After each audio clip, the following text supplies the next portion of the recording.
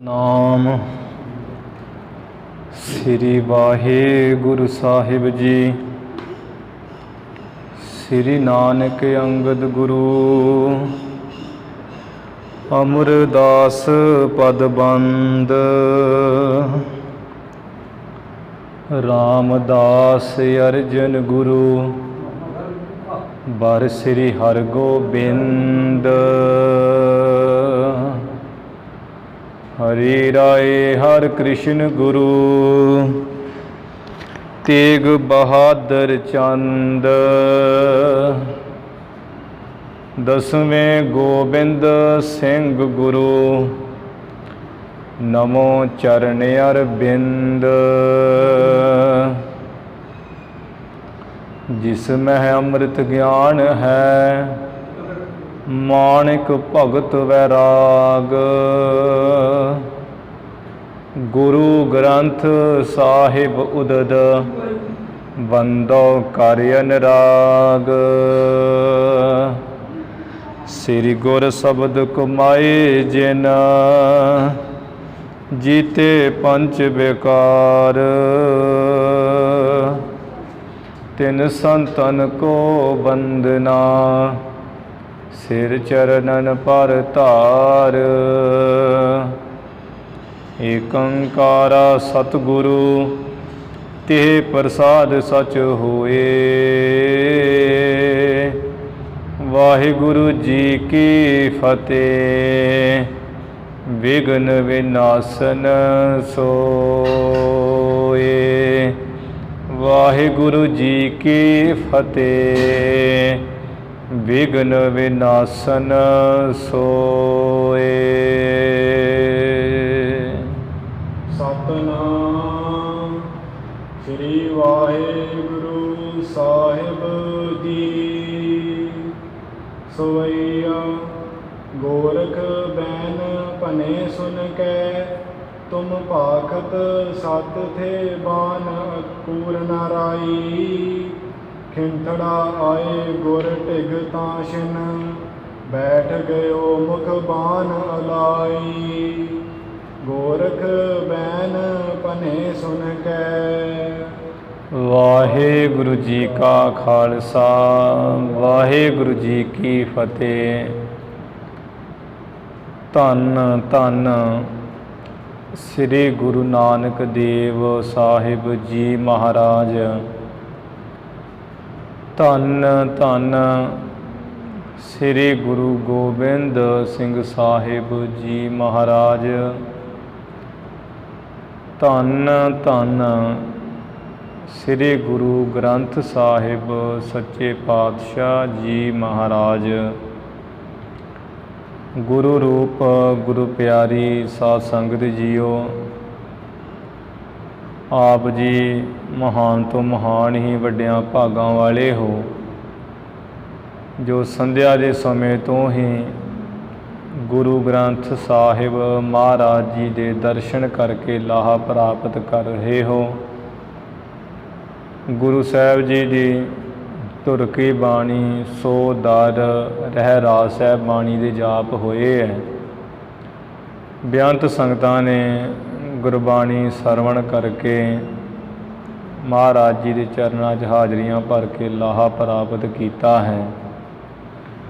ਗੁਰੂ ਸਾਹਿਬ ਜੀ ਦੀ ਕਿਰਪਾ ਨਾਲ ਜੋ ਆਪਾਂ ਨਿਤਨੇਮ ਦੇ ਅਨੁਸਾਰ ਹੀ ਗੁਰੂ ਨਾਨਕ ਸਾਹਿਬ ਜੀ ਦੀ ਪਾਵਨ ਪਵਿੱਤਰ ਕਥਾ ਲੜੀਵਾਰ ਰੂਪ ਇਤਿਹਾਸ ਸਰਵਣ ਕਰ ਰਹੇ ਹਾਂ। ਉਸ ਕਥਾ ਦਾ ਸਮਾਂ ਹੋਇਆ ਹੈ। ਜਿਸ ਤਰ੍ਹਾਂ ਸਿੱਧਾਂ ਨੇ ਗੁਰੂ ਸਾਹਿਬ ਜੀ ਨਾਲ ਵੱਖੋ ਵੱਖਰੇ ਆਪੋ ਆਪਣੇ ਵਿਚਾਰ ਰੱਖ ਕੇ ਚਰਚਾ ਕੀਤੀ ਅਤੇ ਗੁਰੂ ਸਾਹਿਬ ਜੀ ਨੇ ਇਹਨਾਂ ਦੇ ਮਤ ਅਨੁਸਾਰ ਹੀ ਜਿਹੜਾ ਹੈ ਇਹਨਾਂ ਨੂੰ ਉੱਤਰ ਦਿੱਤੇ। ਸਭ ਤਰ੍ਹਾਂ ਨਾਲ ਸਮਝਾਇਆ। ਜਿਵੇਂ ਜਿਵੇਂ ਕਿਸੇ ਸਿੱਧ ਨੇ ਆਪਣੇ ਖਿਆਲ ਮੁਤਾਬਕ ਗੁਰੂ ਸਾਹਿਬ ਜੀ ਨੂੰ ਕਿਹਾ ਹੈ। ਜਿਵੇਂ ਈਸ਼ਰਨਾਥ ਨੇ ਪੁੱਛਿਆ, ਮਹਾਰਾਜ ਅਸਲੀ ਗ੍ਰਸਤੀ ਕੌਣ ਹੈ? ਈਸ਼ਰਨਾਥ ਨੂੰ ਦੱਸਿਆ। ਫਿਰ ਗੋਰਖਨਾਥ ਨੂੰ ਦੱਸਿਆ ਵੀ ਅਸਲੀ ਅਵਧੂਤੀ ਵਿਰਕਤੀ ਕਿਹੜਾ ਹੈ। ਭਰਥਰਨਾਥ ਨੂੰ ਦੱਸਿਆ ਵਿਰਾਗੀ ਕਿਹੜਾ ਹੈ। ਚਰਪੜਨਾਥ ਨੇ ਪੁੱਛਿਆ ਵੀ ਪਖੰਡੀ ਮਤ ਵਾਲਾ ਕੈਸਾ ਹੋਣਾ ਚਾਹੀਦਾ, ਗੁਰੂ ਜੀ ਨੇ ਉਸ ਨੂੰ ਵੀ ਦੱਸਿਆ ਹੈ। ਫਿਰ ਕਹਿੰਦੇ ਵੀ ਮਹਾਰਾਜ ਜਿਹੜਾ ਮਨ ਦਾ ਮੰਦਾ ਸੁਭਾਅ ਉਹ ਕਿਵੇਂ ਮਰਦਾ ਹੈ, ਜੀਵਨ ਦੀ ਜੁਗਤੀ ਕਿਹੜੀ ਹੈ ਅਸਲ, ਕੰਨ ਪੜਾ ਕੇ ਕਿਹੜਾ ਭੋਜਨ ਚੂਰਮਾ ਛਕਣਾ ਚਾਹੀਦਾ ਹੈ। ਗੁਰੂ ਸਾਹਿਬ ਜੀ ਨੇ ਉਹ ਸਾਰਾ ਗੁਰਬਾਣੀ ਦੇ ਰਾਹੀਂ ਜੋ ਰਾਮ ਕਲੀ ਕੀ ਵਾਰ ਵਿੱਚ ਸ਼ਬਦ ਆਉਂਦੇ ਹੈ ਉਹ ਸਾਰਾ ਚੰਗੀ ਤਰ੍ਹਾਂ ਵਿਸਥਾਰ ਨਾਲ ਦੱਸਿਆ ਹੈ, ਆਪਾਂ ਸਰਵਣ ਕੀਤਾ ਹੈ। ਇੰਨੀ ਗਿਆਨ ਚਰਚਾ ਦੇ ਹੁੰਦਿਆਂ ਹੋਇਆਂ ਵੀ ਕੁਝ ਕੁ ਜਿਹੜੇ ਮਹਾਨ ਸਿੱਧ ਹੈ, ਘੁੱਗੂਨਾਥ, ਚੰਬਾਨਾਥ, ਉਹ ਆਪਣੇ ਮਸਤੀ ਵਿੱਚ ਆਪਣੀ ਸਮਾਧੀ ਵਿੱਚ ਹੀ ਲੀਨ ਰਹੇ ਹੈ, ਮਸਤ ਰਹੇ ਹੈ।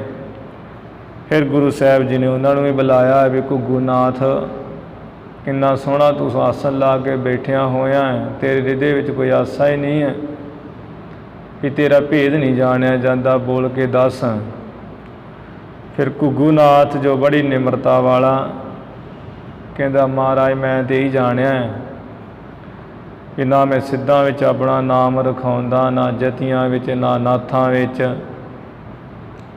ਨਾ ਮੈਂ ਦੂਸਰਿਆਂ ਵਾਂਗ ਸਿੰਗੀਆਂ ਵਜਾਉਂਦਾ ਹਾਂ, ਨਾਦਾਂ ਜੀਆਂ ਕੱਢਦਾ ਹਾਂ, ਕਿਉਂਕਿ ਇਹ ਤਾਂ ਸਾਰੀ ਪਰਮੇਸ਼ਰ ਦੀ ਇੱਕ ਵਾਹਿਗੁਰੂ ਦੀ ਖੇਲ ਹੈ, ਉਹਦਾ ਹੀ ਤਮਾਸ਼ਾ ਹੈ, ਉਹਦਾ ਕੀਤਾ ਹੋਇਆ ਇਹ ਸਾਰਾ ਜੋ ਦਿਸ ਰਿਹਾ ਪਸਾਰਾ ਅਤੇ ਉਹਦੇ ਵਿੱਚ ਵਿਰਾਜਮਾਨ ਹੋ ਰਿਹਾ ਹੈ। ਗੁਰੂ ਸਾਹਿਬ ਜੀ ਘੁੱਗੂਨਾਥ ਦੇ ਨਾਲ ਫਿਰ ਬੜੇ ਪਿਆਰ ਸਤਿਕਾਰ ਨਾਲ ਮਿਲੇ ਹੈ। ਇਸ ਨੇ ਗੁਰੂ ਜੀ ਦੇ ਚਰਨ ਛੋਹੇ ਚਾਹੇ ਹੈ। ਮਹਾਰਾਜ ਜੀ ਨੇ ਉਸੇ ਤਰ੍ਹਾਂ ਕੀਤਾ, ਕਿਉਂਕਿ ਘੁੱਗੂਨਾਥ ਬਹੁਤ ਹੀ ਜਿਹੜਾ ਮਹਾਨ ਸਿਆਣਾ ਹੈ ਸੀ, ਗਿਆਨਵਾਨ ਵੀ। ਫਿਰ ਜਿਹੜਾ ਚੰਬਾਨਾਥ ਸਿੱਧ ਚੁੱਪ ਕਰਕੇ ਬੈਠਾ, ਗੁਰੂ ਜੀ ਨੇ ਉਸ ਨੂੰ ਬੁਲਾਇਆ ਹੈ ਕਿ ਕਿਸ ਘਰ ਵਿੱਚ ਟਿਕੇ ਰਹਿੰਦੇ ਹੋ, ਅਤੇ ਇਹ ਸਵਾਲ ਆਦਿਕ ਕੀਤੇ ਹੈ। ਚੰਬਾਨਾਥ ਨੇ ਫਿਰ ਮਹਾਰਾਜ ਜੀ ਆਪਣੀ ਵਿਚਾਰ ਰੱਖੀ, ਉਹ ਆਪਾਂ ਵਿਸਥਾਰ ਨਾਲ ਸਰਵਣ ਕਰ ਹੀ ਲਿਆ ਹੈ। ਇੱਧਰ ਜਿਹੜੇ ਕੋਈ ਬਹੁਤ ਸ਼ੰਭੂਨਾਥ, ਭੰਗਰਨਾਥ ਵਰਗੇ, ਨਿਰਤ ਸਿੱਧ ਵਰਗੇ ਆਕੜੇ ਹੰਕਾਰੇ ਸਨ, ਅਤੇ ਉਹ ਗੁਰੂ ਜੀ ਨੂੰ ਗੁੱਸਾ ਜਿਹਾ ਖਾ ਕੇ ਫਿਰ ਬੋਲੇ ਆ ਬੜਾ ਪੁੱਠਾ ਜਿਹਾ ਹੀ, ਕਹਿਣ ਲੱਗੇ ਵੀ ਉਹ ਨਾਨਕ ਤਬੇ ਤੇਰੀ ਕਲਾ ਹੀ ਵੇਖਦੇ, ਤਾਕਤ ਤੂੰ ਸਾਡੇ ਨਾਲ ਜਿਹੜਾ ਹੈ ਹੁਣੇ ਵੇਖ ਅਸੀਂ ਕੀ ਕਰਦੇ ਹਾਂ। ਇਹ ਗੱਲਾਂ ਜਿਹੀਆਂ ਕਹਿ ਕੇ ਤੇ ਲੱਗ ਪਏ ਉਹ ਆਪਣਾ ਫਿਰ ਕੰਮ ਕਰਨ, ਸ਼ਕਤੀ ਵਿਖਾਉਣ। ਕਿਸੇ ਨੇ ਤਾਂ ਬਰਾਗਣ ਜੀ ਕਾਸ਼ ਡਾ ਦਿੱਤੀ ਹੈ, ਕਿਸੇ ਨੇ ਮਿਰਗਸ਼ਾਲਾ ਡਾ ਦਿੱਤੀ, ਕੋਈ ਮੁੰਦਰਾਂ ਡਾਈ ਫਿਰਦਾ ਹੈ, ਕਿਸੇ ਨੇ ਆਪਣੀ ਝੋਲੀ 'ਚ ਚੂਰਮਾ ਜਿਹਾ ਡਾ ਦਿੱਤਾ ਹੈ, ਸਵਾਹ ਦੀਆਂ ਫੌੜੀਆਂ, ਅਤੇ ਆਹ ਹੋਰ ਵੀ ਠੂਠੇ ਜਿਹੜੇ ਖੱਪਰ ਮੰਗਣ ਵਾਲੇ ਆ, ਆਕਾਸ਼ ਉੱਡਦੇ ਫਿਰਦੇ, ਆਪ ਵੀ ਉੱਡ ਰਹੇ ਹੈ, ਅਤੇ ਆਕਾਸ਼ ਵਿੱਚ ਅਤੇ ਉਹ ਸਿੱਧ ਹੀ ਸਿੱਧ ਜਿਵੇਂ ਪੰਛੀ ਫਿਰਦਾ, ਐਵੇਂ ਠੂਠੇ ਮੁੰਦਰਾਂ ਉੱਡ ਰਹੀਆਂ। ਇਹਨਾਂ ਫਿਰ ਜਾਣਿਆ, ਕਹਿੰਦੇ ਵੀ ਇਹ ਗੁਰੂ ਨਾਨਕ ਸਾਹਿਬ ਸਾਡੀ ਸ਼ਕਤੀ ਵੇਖ ਕੇ, ਤਾਕਤ ਵੇਖ ਕੇ ਡਰ ਗਿਆ ਹੈ। ਕਹਿੰਦੇ ਵੇਖਿਆ ਸਾਡੀ ਸਿੱਧਾਂ ਦੀ ਸ਼ਕਤੀ, ਤੁਹਾਨੂੰ ਕਿੰਨੀ ਵਾਰ ਸਮਝਾਇਆ, ਤੁਸੀਂ ਸਮਝਦੇ ਨਹੀਂ, ਆ ਹੁਣ ਵੀ ਮੰਨ ਜਾਓ, ਸਾਡਾ ਪੰਥ ਵਿੱਚ ਆ ਜਾਓ, ਸਾਡੀ ਗੱਲ ਮੰਨ ਲਓ, ਮੁੰਦਰਾਂ ਪਾ ਲਓ, ਜੋਗੀ ਬਣ ਜਾਓ, ਨਹੀਂ ਤਾਂ ਪ੍ਰਾਣ ਨਾਸ ਕਰਕੇ ਬਹਿ ਜਾਓਗੇ। ਗੁਰੂ ਸਾਹਿਬ ਜੀ ਚੁੱਪ ਹੀ ਰਹੇ, ਜਦੋਂ ਬਹੁਤਾ ਹਟੇ ਨਹੀਂ ਵੀ ਕੁਝ ਨਾ ਕੁਝ ਬੋਲੀ ਗਏ। ਮਹਾਰਾਜ ਸਮਝਿਆ ਵੀ ਇਹਨਾਂ ਨੇ ਇੱਦਾਂ ਨਹੀਂ ਬੈਠਣਾ ਹੈ। ਫਿਰ ਜਿਹੜੀ ਚਰਨਾਂ ਵਿੱਚ ਖੜਾਂ ਪਾਈ ਹੈ, ਉਸ ਨੂੰ ਕਿਹਾ ਵੀ ਇਹ ਖੜਾਂ ਹੁਣ ਤੂੰ ਕਾਸ਼ ਵਿੱਚ ਉੱਡਣ ਵਾਲੀ ਹੋ ਜਾ। ਇੰਨੀ ਕਹਿਣ ਦੀ ਦੇਰ ਉਹ ਖੜਾਂ ਜਿਹੜੀ ਆਕਾਸ਼ ਵਿੱਚ ਉੱਡ ਪਈ ਹੈ, ਸਿੱਧ ਥੱਲੇ ਹੈ, ਖੜਾਂ ਉੱਪਰ ਹੈ, ਸਿਰ 'ਚ ਵੱਜਦੀ ਹੈ ਸਾਰਿਆਂ ਦੇ, ਅਤੇ ਉਹ ਥੱਲੇ ਆੜਾਂ ਡਿੱਗਦੇ ਹੈ। ਉਹ ਤਾਂ ਇਵੇਂ ਕਹਿੰਦੇ ਹਾਵੀ ਹੈ, ਜਿਵੇਂ ਹਿਰਨ ਉੱਪਰ ਸਾਰਦੂਲ ਸ਼ੇਰ ਹਾਵੀ ਹੁੰਦਾ ਹੈ, ਕਾਲੇ ਨਾਗ ਉੱਪਰ ਗਰੜ ਪੰਛੀ ਹਾਵੀ ਹੁੰਦਾ ਹੈ, ਡਰਪੋਕ 'ਤੇ ਜਿਵੇਂ ਸੂਰਮਾ ਹਾਵੀ ਹੁੰਦਾ ਹੈ। ਇਹ ਬੜੇ ਪ੍ਰਮਾਣ ਕਵੀ ਸਾਹਿਬ ਦਿੱਤੇ। ਕਿ ਸਾਰੇ ਫਿਰ ਸ਼ਰਮਿੰਦੇ ਹੋਏ ਥੱਲੇ ਆ ਗਏ ਤੇ ਸ਼ਰਮਸ਼ਾਰ ਹੋ ਕੇ ਕੋਈ ਅੱਖਾਂ ਨਹੀਂ ਤਾਂ ਚੁੱਕਦਾ, ਮਹਾਰਾਜ ਵੱਲ ਵੇਖਦੇ ਹੀ ਨਹੀਂ ਹੈ। ਫਿਰ ਜਿਹੜਾ ਮੰਗਲਨਾਥ ਹੋਣੀ ਬੋਲੇ ਹੈ ਵੀ ਗੋਰਖਨਾਥ ਗੁਰੂ ਜੀ ਤੁਸਾਂ ਨੇ ਵੇਖ ਲਿਆ ਨਾਨਕ ਤਬਾ ਕੈਸਾ ਸ਼ਕਤੀਆਂ ਵਾਲਾ ਹੈ। ਜਿੰਨੇ ਜਿੰਨੇ ਵੀ ਉਹਨਾਂ ਨਾਲ ਐਵੇਂ ਝਗੜਾ ਕੀਤਾ ਉਹ ਸ਼ਰਮਿੰਦੇ ਹੋਏ ਮੂੰਹ ਨਹੀਂ ਤਾਂ ਚੁੱਕ ਰਹੇ। ਫਿਰ ਜਿਵੇਂ ਅੱਗੇ ਜਿਹੜੀ ਵਿਚਾਰ ਹੋਈ ਹੈ ਖਿੰਥੜਾ ਨਾਥ ਸਿੱਧ ਨਾਲ, ਉਹ ਪ੍ਰਸੰਗ ਅੱਜ ਆ ਰਹੇ ਹਨ। ਜਿਵੇਂ ਵੀ ਕਥਾ ਵਿਚਾਰ ਆਉਂਦੀ ਆਪਾਂ ਸਰਵਣ ਕਰੀਏ, ਗੁਰੂ ਚਰਨਾਂ 'ਚ ਲਵਾਓ ਹਾਜ਼ਰੀਆਂ, ਉਚਾਰਨ ਕਰੋ ਜੀ ਸਤਨਾਮ ਸ੍ਰੀ ਵਾਹਿਗੁਰੂ ਸਾਹਿਬ ਜੀ, ਸਤਨਾਮ ਸ੍ਰੀ ਵਾਹਿਗੁਰੂ ਸਾਹਿਬ ਜੀ, ਸਤਨਾਮ ਸ੍ਰੀ ਵਾਹਿਗੁਰੂ ਸਾਹਿਬ ਜੀ। ਸਵਈਆ ਗੋਰਖ ਬੈਨ ਭਨੇ ਸੁਨ ਕੈ। ਮੰਗਲਨਾਥ ਤੋਂ ਸੁਣ ਕੇ ਜਿਹੜਾ ਗੋਰਖਨਾਥ ਇਹਨਾਂ ਦਾ ਗੁਰੂ ਸਿੱਧਾਂ ਦਾ, ਉਹਨੇ ਫਿਰ ਬਚਨ ਕਹੇ। ਤੁਮ ਭਾਖਤ ਸਤ ਥੇ ਪੂਰ ਨਾਰਾਈ। ਬਾਣ ਕਿੱਥੇ ਲਿਖਿਆ ਇੱਥੇ? 12 ਪੜ੍ਹ। ਤੁਮ ਭਾਖਤ ਸਤ ਥੇ ਕੂਰ ਨਾਰਾਈ। ਕਹਿੰਦਾ ਵੀ ਮੰਗਲਨਾਥਾ ਤੂੰ ਤੇ ਸੱਚ ਹੀ ਕਹਿੰਦਾ ਸੀ, ਵੀ ਰੱਤੀ ਮਾਤਰ ਰਾਈ ਜਿੰਨਾ ਵੀ ਝੂਠ ਨਹੀਂ ਕਹਿੰਦਾ ਸੀ। ਖਿੰਥੜਾ ਆਏ ਗੁਰ ਢਿਗ ਤਾਂ ਛਿਨ। ਉਸ ਵੇਲੇ ਜਿਹੜਾ ਖਿੰਥੜਾ ਨਾਥ ਸਿੱਧ ਹੈ ਉਹ ਗੁਰੂ ਸਾਹਿਬ ਜੀ ਦੇ ਕੋਲ ਆਇਆ।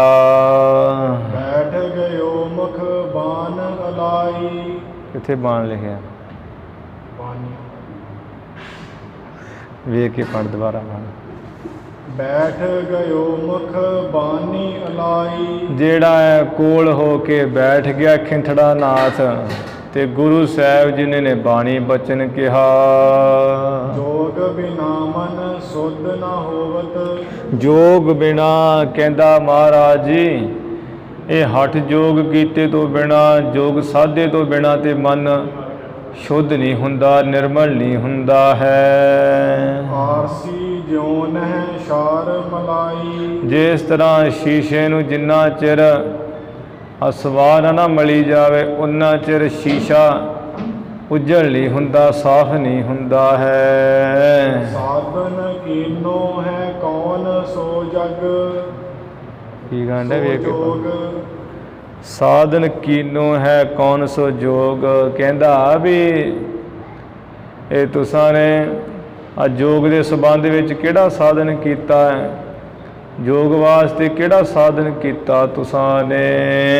ਭਲੀ ਬਿਦ ਸੋ ਮੁਝ ਦੇਹੋ ਬਤਾਈ। ਚੰਗੀ ਤਰ੍ਹਾਂ ਤੁਸੀਂ ਮੈਨੂੰ ਦੱਸ ਦਿਓ ਵੀ ਜਿਹੜਾ ਯੋਗ ਕਰਨਾ ਹੈ, ਯੋਗ ਨੂੰ ਸਾਧਨ ਵਾਸਤੇ ਕਿਹੜਾ ਸਾਧਨ ਕੀਤਾ ਹੈ ਤੁਸਾਂ ਨੇ।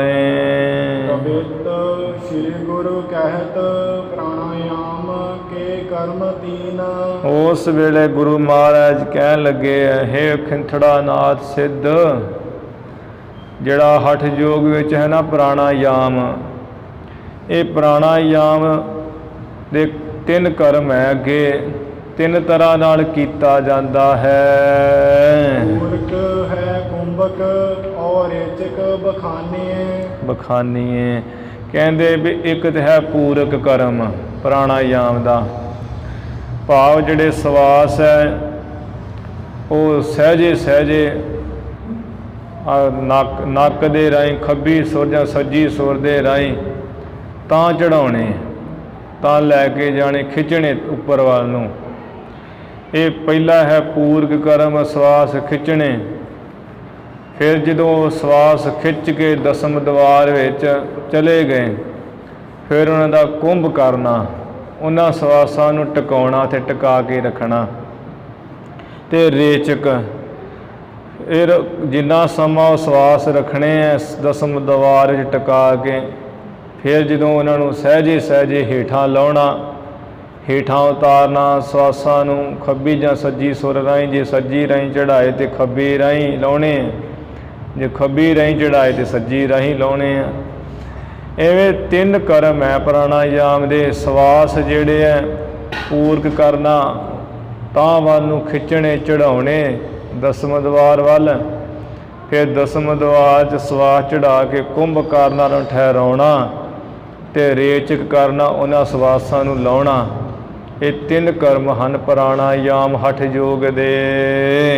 ਸੁਨ ਕੈ ਭਗਤ ਭਾਉ ਪੂਰਕ ਕੋ ਕੀਨੋ ਨੀਕੇ। ਕਹਿੰਦੇ ਹੈ ਵੀ ਇਹ ਖਿੰਥੜਾ ਨਾਥ ਜਿਹੜਾ ਹੈ ਨਾ, ਅਸਾਂ ਨੇ ਪ੍ਰੇਮਾ ਭਗਤੀ ਪਰਮੇਸ਼ਰ ਦੀ, ਉਹ ਪ੍ਰੇਮਾ ਭਗਤੀ ਦੇ ਬਚਨ ਸੁਣ ਸੁਣ ਕੇ ਹਿਰਦੇ ਵਿੱਚ ਜਿਹੜੇ ਧਾਰਨੇ ਕੀਤੇ, ਹਿਰਦੇ ਵਿੱਚ ਧਾਰ ਲੈਣੇ। ਜਿਵੇਂ ਉੱਧਰ ਸਵਾਸਾਂ ਦਾ ਪੂਰਕ ਕਰਨਾ, ਖਿੱਚਣਾ ਤਾਂ ਚੜਾਉਣੇ। ਇਸੇ ਤਰ੍ਹਾਂ ਗੁਰੂ ਦੇ ਪਾਸੋਂ ਭਾਵ ਭਗਤੀ ਪ੍ਰੇਮਾ ਭਗਤੀ ਦੇ ਬਚਨ ਸੁਣ ਸੁਣ ਕੇ ਹਿਰਦੇ ਵਿੱਚ ਧਾਰ ਲੈਣੇ ਆ, ਖਿੱਚ ਕੇ ਰੱਖ ਲੈਣੇ। ਇਹ ਅਸਾਂ ਨੇ ਜਿਹੜਾ ਹੈ ਚੰਗਾ ਪੂਰਕ ਕਰਮ ਕੀਤਾ ਹੈ।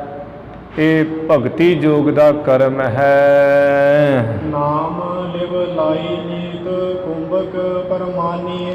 ਨਾਮ ਪਰਮੇਸ਼ਰ ਦੇ ਵਿੱਚ ਲਿਵ ਲਾਈ ਜਿਹੜੀ ਹਮੇਸ਼ਾ, ਇਹ ਕੁੰਭਕ, ਇਹ ਸਵਾਸ ਜਿਵੇਂ ਦਸਮ ਦੁਆਰ ਵਿੱਚ ਕੁੰਭ ਕੀਤੇ ਜਾਂਦੇ ਠਹਿਰਾਏ ਜਾਂਦੇ, ਇਸੇ ਤਰ੍ਹਾਂ ਵਿਸ਼ੇਸ਼ ਕਰਕੇ ਮੰਨ ਲਈਏ, ਜਾਣ ਲਈਏ ਵੀ ਉਧਰ ਤੇ ਹੈ ਨਾ ਸਵਾਸ ਟਿਕਾਉਣੇ ਦਸਮ ਦੁਆਰ ਵਿੱਚ, ਇੱਧਰ ਜਿਹੜਾ ਹਰ ਵੇਲੇ ਪਰਮੇਸ਼ਰ ਵਿੱਚ ਨਾਮ ਲਿਵ ਲਾ ਕੇ ਰੱਖਣੀ ਹੈ ਹਮੇਸ਼ਾ ਦੀ ਤਰ੍ਹਾਂ। ਉਧਰ ਟਿਕਾਉਣਾ ਵੀ ਇੱਕ ਥਾਂ ਰੱਖਣਾ ਹੁੰਦਾ ਹੈ, ਅਤੇ ਜਿਹੜੀ ਲਿਵ ਲਾ ਰੱਖਣੀ ਇੱਧਰ ਉੱਧਰ ਨਾ ਜਾਣ ਦੇਣੀ। ਮਨ ਦੀ ਬਿਰਤੀ, ਇੱਕ ਬਿਰਤੀ ਇੱਕ ਰਸ ਲਾ ਛੱਡਣੀ, ਇਹਨੂੰ ਕੁੰਭਕ ਕਿਹਾ ਜਾਂਦਾ ਹੈ ਭਗਤੀ ਯੋਗ ਵਿੱਚ। ਇਹ ਕੁੰਭ ਜਿਹੜਾ ਹੈ ਸਵਾਸ ਰੋਕਣ ਦੇ ਤਾਂ ਹੀ ਪ੍ਰਾਣਾਯਾਮ ਸਮਝ ਲਈਏ, ਜਿਹੜਾ ਨਿੱਤ ਪਰਮੇਸ਼ਰ ਵਿੱਚ ਲਿਵ ਲਾਉਣੀ ਹੈ, ਇਹ ਭਗਤੀ ਯੋਗ ਦਾ ਕੁੰਭ ਕਰਨਾ ਹੈ। ਤਜੇ ਹੈ ਬੇਕਾਰ ਮਨ ਰੇਚਕ ਵਿਚਾਰ ਲੀਜੈ। ਫਿਰ ਜਿਹੜੇ ਮਨ ਦੇ ਵਿਕਾਰ ਹੈ, ਮਾੜੇ ਵਿਕਾਰ, ਮਾੜੇ ਵਿਸ਼ੇ, ਮੰਦੇ ਖਿਆਲ ਹੈ, ਮੰਦੇ ਫੁਰਨੇ, ਇਹ ਛੱਡਣੇ। ਜਿਹੜੇ ਛੱਡੇ ਹੈ ਇਹ ਰੇਚਕ ਵਿਚਾਰ ਲਈਏ। ਖਿੰਥੜਾ ਨਾਥ ਜਿਵੇਂ ਉਧਰ ਸਵਾਸ ਪ੍ਰਾਣਾਯਾਮ ਦੇ ਰੇਚਕ ਦੇ ਰਾਹੀਂ ਹੌਲੀ ਹੌਲੀ ਲਾਉਣੇ ਹੁੰਦੇ ਹੈ, ਠਾਂ ਲਾਉਣੇ ਹੁੰਦੇ ਹੈ, ਛੱਡਣੇ ਹੁੰਦੇ ਹੈ।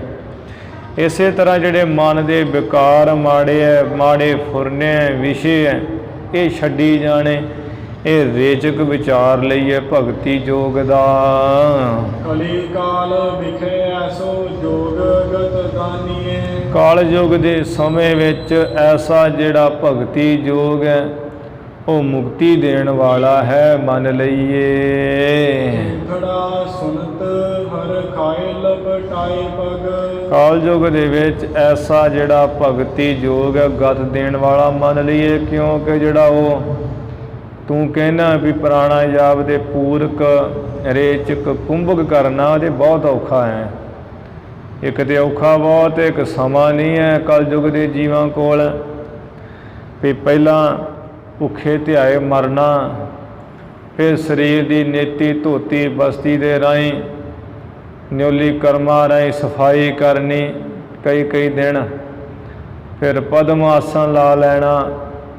ਪਦਮ ਆਸਣ ਲਾ ਕੇ ਗੁਦਾ ਵਿੱਚ ਅੰਗੂਠ ਜਿਹਾ ਦੇਣਾ ਪੈਰ ਦਾ, ਅਤੇ ਇੱਕ ਜਿਹੜਾ ਪੈਰ ਉਹ ਉਪਸਥ ਇੰਦਰੀ ਉੱਪਰ ਕਰ ਲੈਣਾ। ਜ਼ੁਬਾਨ ਖਿੱਚ ਕੇ ਲੰਬੀ ਕਰਨੀ, ਲੰਬੀ ਕਰਕੇ ਉਹ ਸੰਘ ਵਿੱਚ ਦੇ ਲੈਣਾ ਵੀ ਸਵਾਸ ਨਾ ਕੋਈ ਨਿਕਲੇ। ਜਿਹੜੀ ਇਹ ਭੁਜੰਗਵਾਂ ਨਾੜੀ ਹੈ ਇੱਥੇ ਪਿੱਠ ਦੇ ਪਿੱਛੇ 3.5 ਵਾਲ ਸੱਪ ਵਾਂਗ ਮਾਰ ਕੇ ਬੈਠੀ ਹੋਈ ਹੈ, ਅਤੇ ਉਹਦੇ ਵਿੱਚ ਉਹਦੀ ਮੈਲ ਜੀ ਕੱਢਣ ਵਾਸਤੇ, ਮਿੱਝ ਨੂੰ ਚਲਾਉਣ ਵਾਸਤੇ, ਮਿੱਝ ਕੱਢਣ ਵਾਸਤੇ ਜਿਹੜੀ ਮਿੱਝ ਜੰਮੀ ਹੋਈ ਹੈ, ਉਹ ਮੈਲ ਨੂੰ ਪਿਘਲਾਉਣ ਵਾਸਤੇ ਸੂਰਜ ਦੀ ਸੁਰ ਰਾਹੀਂ ਅਤੇ ਉਹ ਸਵਾਸ ਜਿਹੜੇ ਚੜਾਉਣੇ, ਅੰਦਰ ਗਰਮੈਸ਼ ਦੇਣੀ, ਜਿਹਦੇ ਕਰਕੇ ਉਹ ਮਿੱਝ ਫਿਰ ਢਲ ਜਾਂਦੀ ਹੈ, ਚੱਲਣ ਲੱਗ ਪੈਂਦੀ ਹੈ। ਨਾਲੀ ਭੁਜੰਗਵਾਂ ਨਾੜੀ ਵਿੱਚ ਜਿਹੜੀ ਕੋਈ ਮੈਲ ਉਹ ਨਿਕਲ ਜਾਂਦੀ ਹੈ, ਫਿਰ ਉਹਦੇ ਕਰਕੇ ਜਿਹੜੀ ਭੁਜੰਗਵਾਂ ਨਾੜੀਆਂ ਸਿੱਧੀ ਹੋ ਜਾਂਦੀ ਹੈ ਦਸਮ ਦੁਆਰ ਨੂੰ। ਇੱਥੋਂ ਲੈ ਪਿੱਠ ਤੋਂ ਲੈ ਕੇ ਅਤੇ ਹਿਰਦੇ ਦੇ ਰਾਹੀਂ, ਨਾਭੀ ਦੇ ਰਾਹੀਂ ਜਾਂਦੀ ਹੋਏ ਕੰਠ ਦੇ ਰਾਹੀਂ ਸੁਖਮਣਾ ਆ ਨੱਕ ਦੀ ਭਰਵੱਟਿਆਂ ਦੇ ਵਿਚਕਾਰ ਜਾ ਕੇ ਦਸਮ ਦੁਆਰ 'ਚ ਜਾ ਲੱਗਦੀ, ਸਿੱਧੀ ਹੋ ਜਾਂਦੀ ਬਿਲਕੁਲ। ਉਦੋਂ ਫਿਰ ਜਿਹੜੇ ਸਵਾਸ ਹੈ ਟਿਕਾਏ ਜਾਂਦੇ ਦਸਮ ਦੁਆਰ ਦੇ ਵਿੱਚ ਜਾ ਕੇ। ਇੰਨਾ ਕੁਝ ਕਰਕੇ ਉਹ ਜਿਹੜਾ ਪੂਰਕ ਕੁੰਭਕ ਰੇਚਕ ਕਰਨਾ ਹਠ ਯੋਗ ਦਾ ਪ੍ਰਾਣਾਯਾਮ ਦੇ ਰਾਹੀਂ, ਉਹ ਵੀ ਖਿੰਥੜਾ ਨਾਥ ਬਹੁਤ ਔਖਾ ਹੈ। ਅਸਾਂ ਨੇ ਤੇ ਭਗਤੀ ਯੋਗ ਜਿਹੜਾ ਕੀਤਾ ਹੋਇਆ ਅਸੀਂ ਕਰਦੇ ਹਾਂ, ਅਤੇ ਇਹ ਭਗਤੀ ਯੋਗ ਜਿਹੜਾ ਗੁਰਮਤਿ ਅਨੁਸਾਰ ਤੈਨੂੰ ਉਹਦੇ ਲੱਛਣ ਦੱਸੇ ਆ ਭਗਤੀ ਯੋਗ ਰਾਹੀਂ। ਵੀ ਇੱਧਰ ਜਿਹੜਾ ਭਗਤੀ ਯੋਗ ਕਰਨਾ ਕਿੰਨਾ ਸੌਖਾ ਹੈ। 2 ਪ੍ਰਸ਼ਾਦੀ ਛਕ ਲਵੇ ਮਨੁੱਖ, ਤੁਰਦਾ ਫਿਰਦਾ ਵੀ ਨਾਮ ਜਪ ਸਕਦਾ ਹੈ, ਸੰਗਤ ਵਿੱਚ ਵੀ ਬਹਿ ਸਕਦਾ, ਚੌਂਕੜਾ ਮਾਰ ਕੇ ਸੰਗਤ ਕਰ ਸਕਦਾ ਹੈ। ਅਤੇ ਨਾਲ ਉਹ ਜਿਵੇਂ ਉੱਧਰ ਸਵਾਸ ਚੜ੍ਹਾਉਣੇ ਹੁੰਦੇ ਆ, ਅਤੇ ਇੱਧਰ ਜਿਹੜਾ ਚੰਗੀ ਤਰ੍ਹਾਂ ਪਰਮੇਸ਼ਰ ਦੇ ਪ੍ਰੇਮਾ ਭਗਤੀ ਦੇ ਬਚਨ ਸੁਣ ਸੁਣ ਕੇ ਹਿਰਦੇ ਵਿੱਚ ਧਾਰ ਲੈਣੇ, ਖਿੱਚ ਲੈਣੇ ਆ, ਐ ਪੱਕੇ ਕਰ ਲੈਣੇ ਆ। ਉੱਥੇ ਸਵਾਸ ਟਿਕਾਉਣੇ ਹੁੰਦੇ, ਇੱਧਰ ਨਾਮ ਵਿੱਚ ਲਿਵ ਲਾ ਲੈਣੀ ਚੰਗੀ ਤਰ੍ਹਾਂ, ਇੱਧਰ ਉੱਧਰ ਖਿੰਡਣ ਪੁੰਡਣ ਨਹੀਂ ਦੇਣੀ ਹੈ ਬਿਰਤੀ, ਅਤੇ ਇਹ ਕੁੰਭ ਕਰਨਾ। ਫਿਰ ਜਿਹੜਾ ਉੱਧਰ ਸਵਾਸ ਛੱਡਣੇ ਹੁੰਦੇ, ਲਾਉਣੇ ਹੁੰਦੇ ਹੌਲੀ ਹੌਲੀ ਸਹਿਜੇ ਸਹਿਜੇ ਦਸਮ ਦੁਆਰ 'ਚੋਂ। ਅਤੇ ਇੱਧਰ ਭਗਤੀ ਯੋਗ ਵਿੱਚ ਜਿਹੜੇ ਮਨ ਵਿੱਚ ਕੋਈ ਫੁਰਨੇ ਮਾੜੇ ਵਿਕਾਰ ਹੈ ਵਿਸ਼ੇ, ਉਹ ਛੱਡੀ ਜਾਣੇ ਹੈ, ਅਤੇ ਇਹ ਰੇਚਕ ਕਰ ਲੈਣਾ ਹੈ ਭਗਤੀ ਯੋਗ ਦਾ। ਕਲਯੁਗ ਦੇ ਸਮੇਂ ਵਿੱਚ ਐਸਾ ਜਿਹੜਾ ਕੋਈ ਯੋਗ ਹੈ ਭਗਤੀ ਯੋਗ, ਇਹ ਖਿੰਥੜਾ ਨਾਥ ਦੇ ਮੁਕਤੀ ਦੇਣ ਵਾਲਾ ਹੈ। ਅਸੀਂ ਉਹ ਕਰਦੇ ਹਾਂ ਅਤੇ ਤੈਨੂੰ ਕਹਿ ਰਹੇ ਹਾਂ ਕਰਨ ਵਾਸਤੇ। ਤੂੰ ਹੈ ਕਰਤਾਰ ਅਵਤਾਰ ਦੰਭ ਹਾਨੀਏ, ਖਿੰਥੜਾ ਸੁਨਥਰ ਖਾਏ ਲਪਟਾਏ ਪੱਗ। ਇਹ ਖਿੰਥੜਾ ਨਾਥ ਜਿਹੜਾ ਸਿੱਧ ਸੁਣਦਿਆਂ ਸਾਰੀ ਬਹੁਤ ਖੁਸ਼ ਹੋ ਕੇ ਮਹਾਰਾਜ ਦੇ ਚਰਨਾਂ ਨਾਲ ਲਪਟ ਗਿਆ, ਚੰਬੜ ਗਿਆ। ਤੂੰ ਹੈ ਕਰਤਾਰ ਅਵਤਾਰ ਦੰਭ ਹਾਨੀਏ, ਕਹਿੰਦਾ ਵੀ ਗੁਰੂ ਨਾਨਕ ਸਾਹਿਬ ਤੁਸੀਂ ਦੇ ਪਰਮੇਸ਼ਰ ਕਰਤਾਰ ਦਾ ਅਵਤਾਰ ਆ ਗਏ ਹੋ, ਪਖੰਡਾਂ ਨੂੰ ਨਾਸ ਕਰਨ ਵਾਲੇ, ਪਖੰਡੀਆਂ ਦੇ ਪਖੰਡ ਭੰਨਣ ਵਾਲੇ ਹੋ ਜੀ। ਓਰਮ ਬੋਹਰ ਆਇਓ ਧਰਮ ਹੈ ਸੰਗ ਜਾ ਕੇ, ਵੇਖ ਕੇ ਪੜਿਆ ਕਰ, ਊਰਮ ਦੁਬਾਰਾ ਪੜ੍ਹ। ਊਰਮ ਬੋਹਰ ਆਇਓ ਧੁਰਮ ਹੈ ਸੰਗ ਜਾ ਕੇ, ਧੂਰਮ ਹੈ ਸੰਗ ਜਾ ਕੇ। ਫਿਰ ਜਿਹੜਾ ਊਰਮ ਨਾਮ ਦਾ ਸਿੱਧ ਉਹ ਆਇਆ ਹੈ, ਅਤੇ ਉਹਦੇ ਨਾਲ ਹੀ ਧੂਰਮ ਨਾਮ ਦਾ ਸਿੱਧ ਆਇਆ ਹੈ। ਬੂਝੈ ਮਨ ਬਾਸ ਕਹਾਂ ਕੌਣ ਰਹਿ ਥਾਨ ਕੋ, ਪੁੱਛਣ ਲੱਗੇ ਆ ਊਰਮ ਅਤੇ ਧੂਰਮ ਸਿੱਧ। ਕਹਿੰਦਾ ਵੀ ਇਹ ਗੁਰੂ ਨਾਨਕ ਸਾਹਿਬ ਜੀ, ਇਹ ਜਿਹੜਾ ਮਨ ਹੈ ਇਹਦਾ ਵੀ ਵਾਸਾ ਕਿੱਥੇ, ਮਨ ਕਿੱਥੇ ਵਸਦਾ ਹੈ, ਮਨ ਰਹਿੰਦਾ ਕਿੱਥੇ ਹੈ।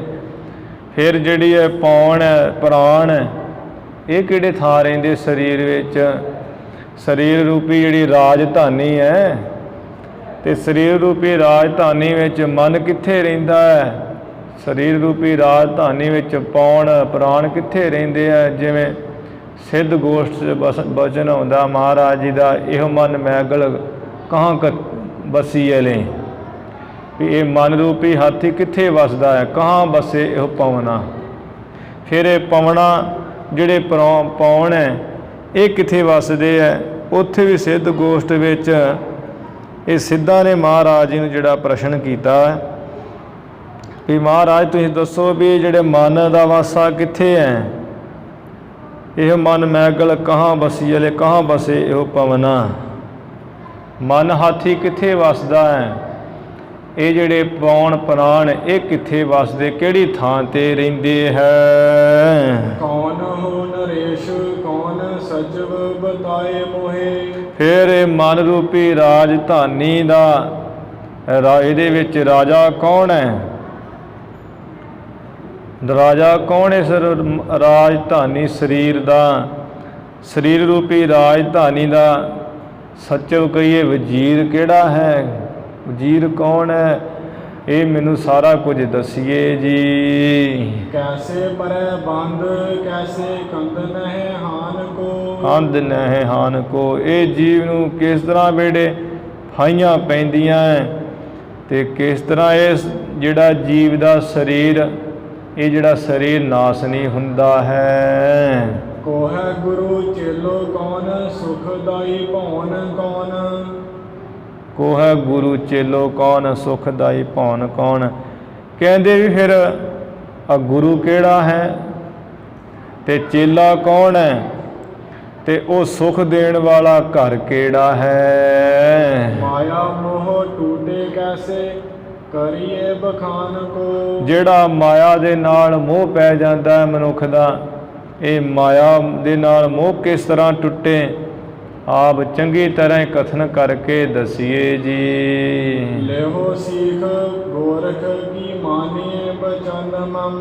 ਕਹਿੰਦਾ ਵੀ ਜੇ ਤੁਸੀਂ ਮੇਰਾ ਬਚਨ ਮੰਨੀਏ, ਜੇ ਤੁਹਾਨੂੰ ਨਹੀਂ ਨਾ ਪਤਾ ਇਸ ਬਾਰੇ, ਤੇ ਗੋਰਖਨਾਥ ਸਾਡੇ ਗੁਰੂ ਤੋਂ ਸਿੱਖਿਆ ਲੈ ਲਓ, ਉਹਨਾਂ ਤੋਂ ਪੁੱਛ ਲਓ, ਦੱਸ ਦੇਣਗੇ ਤੁਹਾਨੂੰ ਇਹ ਮਨ ਕਿੱਥੇ ਰਹਿੰਦਾ, ਮਨ ਦਾ ਵਾਸਾ ਕਿੱਥੇ ਹੈ, ਤੇ ਇਹ ਜਿਹੜੀ ਪੌਣ ਪ੍ਰਾਣ ਦਾ ਥਾਂ ਕਿਹੜਾ, ਕਿੱਥੇ ਰਹਿੰਦੀ ਹੈ ਪੌਣ, ਤੇ ਕੌਣ ਰਾਜਾ ਕਿਹੜਾ ਹੈ ਸਰੀਰ ਰੂਪੀ ਰਾਜਧਾਨੀ ਦਾ, ਫਿਰ ਵਜ਼ੀਰ ਕਿਹੜਾ ਸਰੀਰ ਰੂਪੀ ਰਾਜਧਾਨੀ ਦਾ, ਤੇ ਇਹ ਜੀਵ ਨੂੰ ਫਾਹੀਆਂ ਕਿਸ ਤਰ੍ਹਾਂ ਪੈਂਦੀਆਂ, ਕਿਸ ਤਰ੍ਹਾਂ ਇਹ ਸਰੀਰ ਨਾਸ਼ ਨਹੀਂ ਹੁੰਦਾ ਹੈ, ਕਿਹੜਾ ਗੁਰੂ ਹੈ, ਚੇਲਾ ਕੌਣ ਹੈ, ਤੇ ਸੁਖਦਾਈ ਸੁਖ ਦੇਣ ਵਾਲਾ ਘਰ ਕਿਹੜਾ। ਜੇ ਤੁਹਾਨੂੰ ਨਹੀਂ ਨਾ ਪਤਾ, ਇਹ ਊਰਮ ਧੂਰਮ ਸਿੱਧ ਦੋਵੇਂ ਕਹਿੰਦੇ ਵੀ ਸਾਡਾ ਬਚਨ ਮੰਨ ਲਈਏ, ਗੋਰਖਨਾਥ ਗੁਰੂ ਦੀ ਜਿਹੜੀ ਸਿੱਖਿਆ ਲੈ ਲਓ, ਪਾਓ, ਤੁਹਾਨੂੰ ਸਾਰਾ ਕੁਝ ਹੀ ਦੱਸ ਦੇਣਗੇ।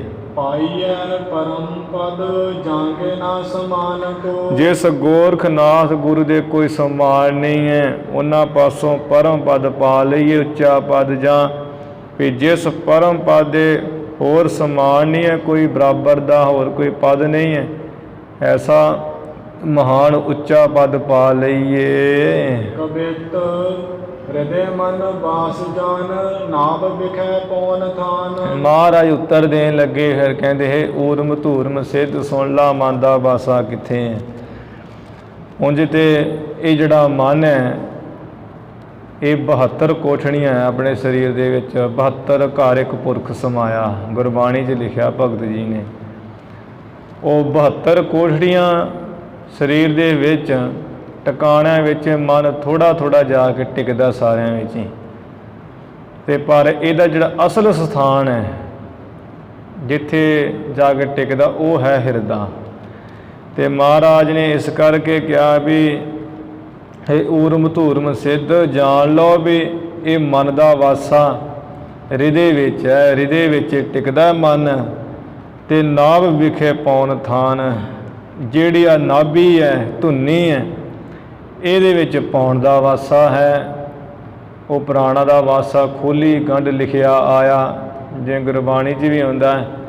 ਉਹ ਪਾਣ ਤੇ ਜਿਹੜੀ ਹੈ ਨਾ, ਇੱਥੇ 2 ਪੌਣਾਂ ਰਹਿੰਦੀਆਂ ਨਾਭੀ ਦੇ ਵਿੱਚ। ਜਦੋਂ ਜੀਵ ਆਤਮਾ ਨਿਕਲਦਾ ਹੈ ਸਰੀਰ ਵਿੱਚੋਂ, ਆ ਜਿਹੜੀ ਧੁੰਨੀ ਵਿੱਚ ਆਪਾਂ ਵਲੇਵਾ ਜਿਹਾ ਪਿਆ ਨਾ, ਕਹਿੰਦੇ ਵੀ ਆਗ ਹੀ ਵਲ ਜਿਹਾ ਹੈ, ਇਹ ਗੰਢ ਪਈ ਹੋਈ ਹੈ, ਖੂਲੀ ਗੰਢ ਲਿਖਿਆ ਆਇਆ, ਗੁਰਬਾਣੀ 'ਚ ਲਿਖਿਆ। ਉਹ ਗੰਢ ਜਦੋਂ ਜੰਮ ਖੋਲ੍ਹਦੇ ਹੈ, ਉਸੇ ਵੇਲੇ ਉਹ ਦੋਵੇਂ ਪ੍ਰਾਣਾਂ ਦੇ ਆਪੋ ਵਿੱਚ ਉਹ ਜਿਹੜੇ ਵਿਛੜ ਜਾਂਦੀਆਂ, ਤੇ ਉਸ ਵੇਲੇ ਜੀਵ ਆਤਮਾ ਨਿਕਲ ਜਾਂਦਾ, ਮਨੁੱਖ ਦੀ ਮੌਤ ਹੋ ਜਾਂਦੀ ਹੈ। ਤੇ ਮਹਾਰਾਜ ਕਹਿੰਦੇ ਇਹ ਨਾਭੀ ਜਿਹੜੀ ਧੁਨੀ ਵਿੱਚ ਉਸ ਪੌਣ ਦਾ ਥਾਂ ਹੈ, ਸਥਾਨ ਹੈ। ਮਨ ਹੈ ਨਰੇਸ਼ ਪ੍ਰਾਨ ਸਚਿਵ ਬਖਾਨੀਏ। ਤੇ ਸਰੀਰ ਰੂਪੀ ਰਾਜਧਾਨੀ ਦਾ ਮਨ ਜਿਹੜਾ ਰਾਜਾ ਹੈ, ਮਨ ਰਾਜਾ ਸੁਲਤਾਨ, ਜਿੰਨਾ ਇਹ ਮਨ ਰਾਜਾ ਹੀ ਹੈ।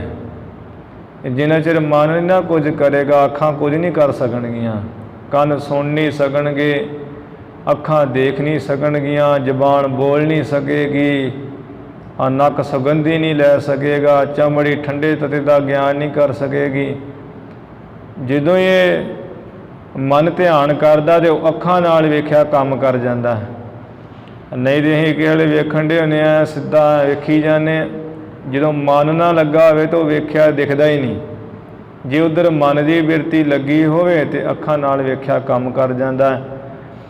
ਜਦੋਂ ਕੋਈ ਗੱਲਾਂ ਕਰਦੇ ਆ, ਉੱਧਰ ਮਨ ਦੀ ਬਿਰਤੀ ਨਾ ਹੋਵੇ, ਕੰਨ ਤੇ ਹੁਣ ਖੁੱਲ੍ਹੇ ਹੀ ਹੈ, ਤਾਂ ਅਗਲਾ ਬੰਦਾ ਸਾਰੀ ਗੱਲ ਸੁਣਾ ਦਿੰਦਾ ਹੈ। ਫਿਰ ਕਹਿੰਦਾ ਵੀ ਹਾਂ ਮੈਂ ਆਹ ਗੱਲ ਕਹੀ, ਤੋ ਜਿਹੜਾ ਸੁਣਨ ਵਾਲਾ ਕਹਿੰਦਾ ਵੀ ਮੈਂ ਧਿਆਨ ਨਹੀਂ ਦਿੱਤਾ ਤੇਰੇ ਵੱਲ, ਕਿਉਂਕਿ ਉਹਨੇ ਉੱਧਰ ਉਹਦਾ ਮਨ ਨਹੀਂ ਹੈ। ਕੰਨ ਤੇ ਖੁੱਲ੍ਹੇ ਹੀ ਹੈ, ਪਰ ਮਨ ਦੀ ਬਿਰਤੀ ਨਾ ਹੋਣ ਕਰਕੇ ਕੰਨ ਸੁਣਦੇ ਨਹੀਂ ਹੈ। ਜਿਸ ਕਰਕੇ ਮਨ ਸਰੀਰ ਰੂਪੀ ਰਾਜਧਾਨੀ ਦਾ ਰਾਜਾ ਹੈ, ਅਤੇ ਜਿਹੜੇ ਪ੍ਰਾਣ ਹੈ ਉਹ ਵਜ਼ੀਰ ਕਹੇ ਜਾਂਦੇ। ਵਜ਼ੀਰ ਕਹੀਏ, ਮਹਾਰਾਜ ਕਹਿੰਦੇ ਵਜ਼ੀਰ ਹੈ ਪ੍ਰਾਣ। ਇਹ ਪ੍ਰਾਣਾਂ ਦੇ ਸਹਾਰੇ ਮਨ ਰਹਿੰਦਾ ਹੈ। ਜਿਵੇਂ ਉਹ ਰਾਜਾ ਵਜ਼ੀਰ ਦੇ ਸਹਾਰੇ ਰਹਿੰਦਾ ਹੈ। ਜਿੱਧਰ ਮਤਲਬ ਵਜ਼ੀਰ ਜਾਵੇ ਤੇ ਰਾਜਾ ਨਾਲ ਜਾਂਦਾ, ਅਤੇ ਵਜ਼ੀਰ ਤੋਂ ਬਿਨਾਂ ਰਾਜਾ ਕੋਈ ਵੀ ਨਹੀਂ ਗੱਲ ਕਰਦਾ। ਇਹ ਪ੍ਰਾਣਾਂ ਦੇ ਸਹਾਰੇ ਮਨ ਰਹਿੰਦਾ ਹੈ, ਅਤੇ ਇਸ ਕਰਕੇ ਪ੍ਰਾਣ ਜਿਹੜੇ ਵਜ਼ੀਰ ਕਹੇ ਜਾਂਦੇ ਹੈ। ਮਨ ਸਰੀਰ ਰੂਪੀ ਰਾਜਧਾਨੀ ਦਾ ਮਨ ਰਾਜਾ ਹੈ, ਅਤੇ ਜਿਹੜੇ ਪ੍ਰਾਣ ਹੈ ਸਰੀਰ ਰੂਪੀ ਰਾਜਧਾਨੀ ਦੇ ਵਿੱਚ ਮਨ ਰਾਜੇ ਦੇ ਵਜ਼ੀਰ ਹਨ। ਵਿਖੇ ਕੇ ਵਿਕਾਰ ਰਚ ਬੰਧਨ ਕਰਤ ਜੀਓ। ਇਹ ਜਿਹੜਾ ਜੀਵ ਹੈ ਵਿਸ਼ਿਆਂ ਦੇ ਵਿੱਚ ਵਿਕਾਰਾਂ ਵਿੱਚ ਰਜ ਕਰਕੇ ਬੰਧਨਾਂ ਵਿੱਚ ਪੈ ਜਾਂਦਾ ਹੈ। ਦਸਵੇਂ ਦਰ ਪੌਣ ਰਹੇ ਕੰਧ ਨਹਿ ਹਾਨੀਏ। ਜਿਹੜੀ ਹੈ ਪੌਣ ਹੈ 10ਵੇਂ ਦੁਆਰ ਦੇ ਵਿੱਚ ਰਹਿੰਦੀ ਹੈ, ਅਤੇ ਸਰੀਰ ਫਿਰ ਜਿਹੜਾ ਨਾਸ ਨਹੀਂ ਹੁੰਦਾ। ਜਦੋਂ 10ਵੇਂ ਦੁਆਰ ਵਿੱਚ ਇਹ ਪਹੁੰਚ ਜਾਂਦੀ ਹੈ ਨਾ ਪੌਣ, ਸਵਾਸ ਸਾਰੇ ਥੱਲਿਓਂ ਜਿਹੜੇ ਆਪਣੇ 9 ਗੋਲਕਾਂ ਰਾਹੀਂ ਸਵਾਸ ਨਿਕਲਦੇ, ਰੋਮਾਂ ਰਾਹੀਂ ਵੀ ਨਿਕਲਦੇ ਹੈ। ਅਤੇ ਜਦੋਂ 10ਵਾਂ ਦੁਆਰ ਇੱਥੇ ਖੋਪੜੀ ਵਿੱਚ ਜਿੱਥੇ ਹੰਸਰ ਨਾਮਾ ਚੱਕਰ ਹੈ, 1000 ਪੰਖੜੀਆਂ ਦਾ ਕਵਲ ਹੈ ਸਿਰ ਦੇ ਉੱਪਰ, ਅਤੇ ਇੱਥੇ ਜਦੋਂ 10ਵੇਂ ਦੁਆਰ ਵਿੱਚ ਸਵਾਸ ਚਲੇ ਜਾਂਦੇ ਹੈ, ਨਾ ਫਿਰ ਅੱਖਾਂ ਰਾਹੀਂ ਨਿਕਲਦੇ, ਨਾ ਕੰਨਾਂ ਰਾਹੀਂ, ਨਾ ਮੂੰਹ ਰਾਹੀਂ, ਨਾ ਗੁਦਾ, ਨਾ ਇਹ ਵਸਤਰੀ ਇੰਦਰੀ ਰਾਹੀਂ, ਨਾ ਧੁਨੀ ਦੇ ਰਾਹੀਂ, ਰੋਮਾਂ ਰਾਹੀਂ, ਅਤੇ ਉਹ ਸਰੀਰ ਫਿਰ ਜਿਹੜਾ ਹੈ ਨਾਸ ਨਹੀਂ ਹੁੰਦਾ ਹੈ। ਕਿਉਂਕਿ ਸਵਾਸ ਉੱਪਰ ਚਲੇ ਗਏ, ਸਵਾਸ ਛੱਡਣੇ ਕੋਈ ਨਹੀਂ ਹੈ, ਵਰਤਣੇ ਕੋਈ ਨਹੀਂ ਹੈ, ਅਤੇ ਸਰੀਰ ਜਿਹੜਾ ਹੈ ਫਿਰ ਉਹ ਜਿਹੜਾ ਬਚਿਆ ਰਹਿੰਦਾ ਹੈ।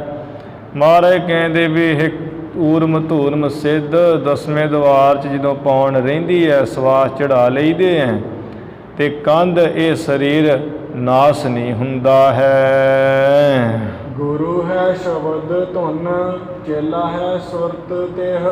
ਅਤੇ ਗੁਰੂ ਦਾ ਜਿਹੜਾ ਸ਼ਬਦ ਹੈ, ਸ਼ਬਦ ਦੀ ਧੁਨੀ ਹੈ, ਜਿਹੜੀ ਸ਼ਬਦ ਦੀ ਧੁਨੀ ਹੈ ਉਹ ਹੈ ਗੁਰੂ।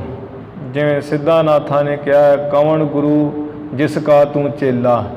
ਸਿੱਧ ਗੋਸ਼ਟ ਵਿੱਚ ਵੀ ਤੇਰਾ ਗੁਰੂ ਕੌਣ ਹੈ, ਉਹਦਾ ਹੀ ਇੱਥੇ ਜਿਹੜਾ ਕਵੀ ਸਾਹਿਬ ਜੀ ਨੇ ਭਾਈ ਬਾਲੇ ਦੀ ਸਾਖੀ ਰਾਹੀਂ ਥੋੜ੍ਹਾ ਵਿੱਚ ਲਿਖਿਆ ਹੈ, ਉਹ ਪ੍ਰਸ਼ਨ ਉੱਤਰ ਵੀ ਤੇਰਾ ਗੁਰੂ ਕੌਣ ਹੈ, ਫਿਰ ਚੇਲਾ ਤੂੰ ਕਿਸ ਦਾ ਹੈ।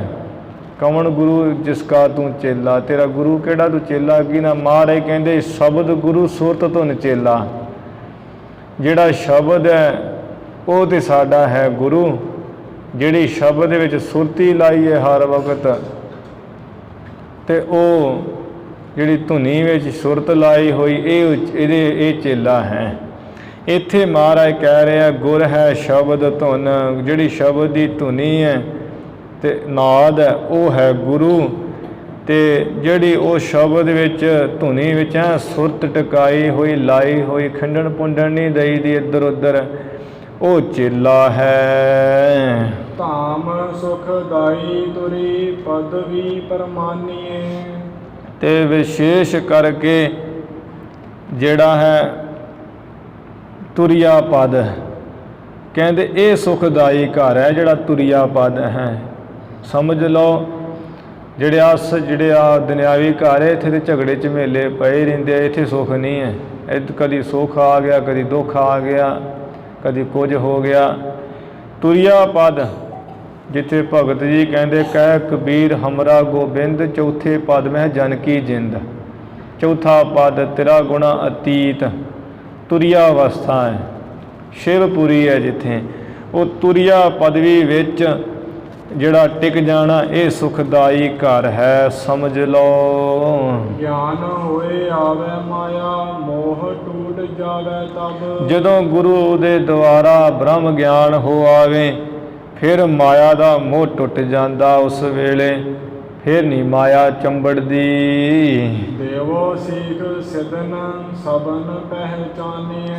ਮਹਾਰਾਜ ਕਹਿੰਦੇ ਐ ਵੀ ਤੂੰ ਕਹਿੰਦਾ ਸੀ ਵੀ ਸਾਡਾ ਉਪਦੇਸ਼ ਲੈ ਲਓ, ਨਹੀਂ ਤੇ ਗੋਰਖਨਾਥ ਦਾ ਉਪਦੇਸ਼ ਲੈ ਲਓ ਤੇ ਉਹਨੂੰ ਗੁਰੂ ਬਣਾ ਲਓ, ਮੁੰਦਰਾਂ ਪਾ ਲਓ ਤੇ ਸਾਡੇ ਨਾਲ ਸਿੱਧ ਬਣ ਜਾਓ। ਤੇ ਗੁਰੂ ਸਾਹਿਬ ਜੀ ਕਹਿੰਦੇ ਆ ਵੀ ਹੇ ਊਰਮ ਧੂਰਮ, ਅਸਾਂ ਨੇ ਗੋਰਖਨਾਥ ਨੂੰ ਕੋਈ ਨਹੀਂ ਇਹ ਗੁਰੂ ਬਣਾਉਣਾ, ਨਾ ਦੀ ਸਿੱਖਿਆ ਲੈਣੀ ਹੈ, ਸਗੋਂ ਸਾਰੇ ਸਿੱਧਾਂ ਨੂੰ ਅਸੀਂ ਸਿੱਖਿਆ ਦੇਵਾਂਗੇ। ਇਸ ਤਰ੍ਹਾਂ ਪਹਿਚਾਨ ਲਈਏ, ਅਸੀਂ ਆਪ ਉਪਦੇਸ਼ ਦੇਵਾਂਗੇ, ਉਹਨਾਂ ਕੋ ਕੋਈ ਨਹੀਂ ਲੈਣਾ ਗੋਰਖਨਾਥ ਕੋ। ਸਵਈਆ ਧੰਗਰ ਪੋਸ਼ਤ ਸ੍ਰੀ ਗੁਰ ਸੋ।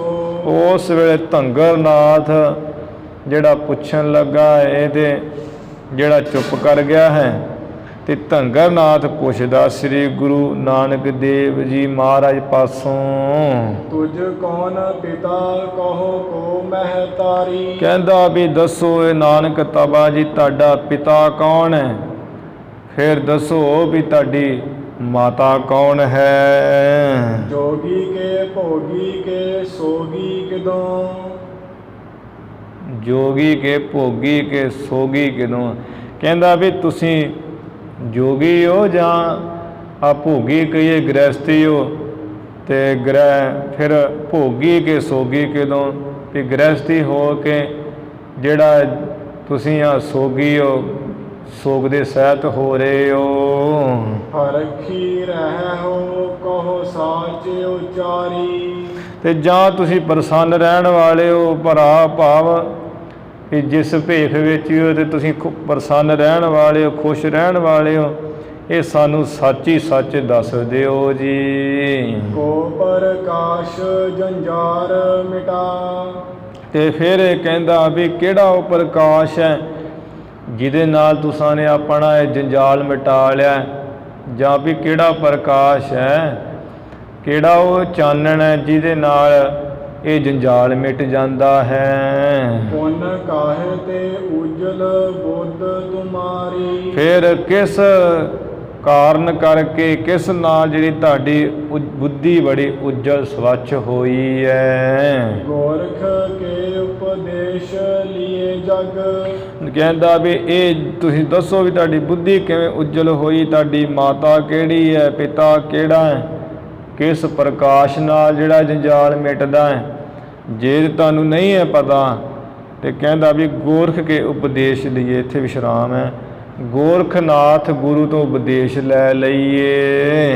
ਦੇਹ ਅਜੀਤ ਰਹਿ ਨਹਿ ਹਾਰੀ। ਜਗ ਦੇਹ ਅਜੀਤ ਰਹਿ ਨਹਿ ਹਾਰੀ। ਕਹਿੰਦੇ ਵੀ ਜੇ ਤੁਸੀਂ ਗੋਰਖਨਾਥ ਦਾ ਉਪਦੇਸ਼ ਲੈ ਲਓ, ਸੰਸਾਰ ਦੇ ਵਿੱਚ ਤੁਹਾਡੀ ਦੇਹ ਅਜਿੱਤ ਰਹੇਗੀ, ਕੋਈ ਨਹੀਂ ਜਿੱਤ ਸਕੇਗਾ, ਹਾਰੇਗੀ ਨਹੀਂ ਤੁਹਾਡੀ ਦੇਹ।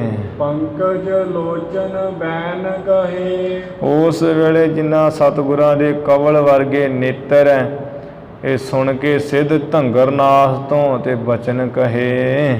ਪਿਤ ਮੋਹੇ ਸੰਤੋਖ ਖਿਮਾ ਸ਼ੁਭ ਮਾਈ। ਮਹਾਰਾਜ ਕਹਿਣ ਲੱਗੇ ਵੀ ਸੁਣ ਲਾ ਧੰਗਰਨਾਥਾ, ਜਿਹੜਾ ਹੈ ਨਾ ਸੰਤੋਖ, ਜਥਾ ਲਾਭ ਤਥਾ ਸੰਤੁਸ਼ਟ, ਵੀ ਜੋ ਮਿਲ ਗਿਆ ਉਸੇ ਵਿੱਚ ਹੀ ਰਾਜੀ ਖੁਸ਼ੀ ਰਹਿਣਾ, ਉਸ ਨਾਲ ਹੀ ਛਕ ਛਕਾ ਕੇ ਪਰਮੇਸ਼ਰ ਦਾ ਸ਼ੁਕਰਾਨਾ ਕਰਨਾ। ਇਹ ਤੇ ਸਾਡਾ ਹੈ ਪਿਤਾ। ਖਿਮਾ ਜਿਹੜੀ ਸਹਾਰਨ ਸ਼ਕਤੀ, ਇਹ ਸਾਡੀ ਚੰਗੀ ਮਾਈ ਹੈ। ਜਿਵੇਂ ਗੌੜੀ ਰਾਗ ਦੇ ਵਿੱਚ ਹੀ ਮਹਾਰਾਜ ਬਚਨ ਆਉਂਦਾ, ਮਤ ਮਾਤਾ ਪਿਤਾ ਸੰਤੋਖ, ਕਿ ਮਤ ਜਿਹੜੀ ਹੈ ਮਾਤਾ ਮਤ ਹੈ ਤੇ ਪਿਤਾ ਸੰਤੋਖ ਹੈ। ਪਿਤਾ ਸਾਡਾ ਸੰਤੋਖ ਹੈ। ਤੇ ਇਸੇ ਤਰ੍ਹਾਂ ਕਹਿੰਦੇ ਆ ਵੀ ਜਿਹੜੀ ਖਿਮਾ ਹੈ ਨਾ ਸਹਾਰਨ ਸ਼ਕਤੀ, ਇਹ ਬੁੱਧੀ ਵਿੱਚ ਧਾਰੀ ਹੋਈ ਹੈ। ਸਹਾਰਨ ਸ਼ਕਤੀ ਇਹ ਸਾਡੀ ਚੰਗੀ ਮਾਈ ਹੈ, ਮਾਂ ਹੈ। ਭੋਗ ਮੈਂ ਜੋਗ ਨਾ ਸੋਗ ਕਰੋ। ਅਸੀਂ ਤੇ ਕਹਿੰਦੇ ਵੀ ਭੋਗ ਭਾਵ ਗ੍ਰਸਥ ਵਿੱਚ ਹੋ ਕੇ ਜੋਗ ਕੇ ਜੁੜੇ ਰਹਿੰਦੇ ਹਾਂ, ਉਸ ਪਰਮੇਸ਼ਰ ਵਿੱਚ ਜੁੜਨਾ ਕਰ ਰਹੇ ਹਾਂ। ਨਾ ਸੋਗ ਕਰੋ, ਤੇ ਕੋਈ ਗਮ ਨਹੀਂ ਕਰਦੇ। ਜਿਵੇਂ ਗ੍ਰਸਥੀਆਂ ਨੂੰ ਬੜੇ ਗਮ ਹੁੰਦੇ ਹੈ, ਤੇ ਗ੍ਰਸਥੀ ਉਹਨਾਂ ਨੂੰ ਸੋਗ ਪੈਂਦੇ ਹੈ, ਤੇ ਬਹੁਤ ਤਰ੍ਹਾਂ ਦੇ ਗਮ ਕਰਦੇ ਹੈ ਕਈ ਗੱਲਾਂ ਨਾਲ। ਮਹਾਰਾਜ ਕਹਿੰਦੇ ਨਾ ਸੋਗ ਕਰੋ, ਭੋਗ ਮੈਂ ਜੋਗ।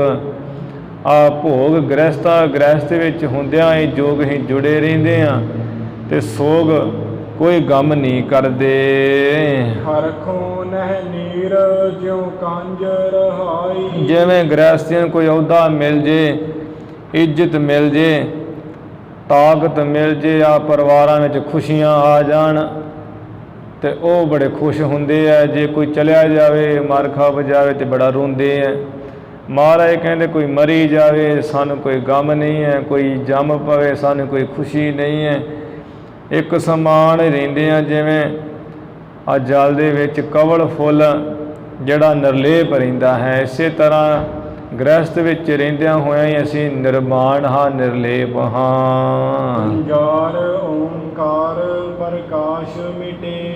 ਜਿਹੜਾ ਹੈ ਨਾ ਓਂਕਾਰ ਪਰਮੇਸ਼ਰ, ਉਸ ਦੇ ਰਾਹੀਂ ਓਂਕਾਰ ਪਰਮੇਸ਼ਰ ਦੇ ਪ੍ਰਕਾਸ਼ ਨਾਲ ਇਹ ਜਿਹੜੇ ਜੰਜਾਲ ਮਿਟ ਜਾਂਦੇ ਹੈ। ਗੁਰ ਕੋ ਮਿਲ ਉਜਲ ਬੁੱਧ ਸਹਾਈ। ਜੋ ਗੁਰ ਪਰਮੇਸ਼ਰ ਏਕੋ ਜਾਣ, ਪਰਮੇਸ਼ਰ ਤੇ ਗੁਰੂ ਇੱਕ ਸਮਾਨ। ਪੂਰੇ ਗੁਰਾਂ ਨੂੰ ਮਿਲ ਕਰਕੇ ਜਿਹੜੀ ਬੁੱਧੀ ਹੈ ਉਹ ਸਾਡੀ ਉਜਲ ਹੋ ਗਈ ਹੈ, ਸਵੱਛ ਹੋ ਗਈ, ਆਤਮ ਵਿਸ਼ੈਣੀ ਬੁੱਧ ਹੋ ਗਈ ਹੈ।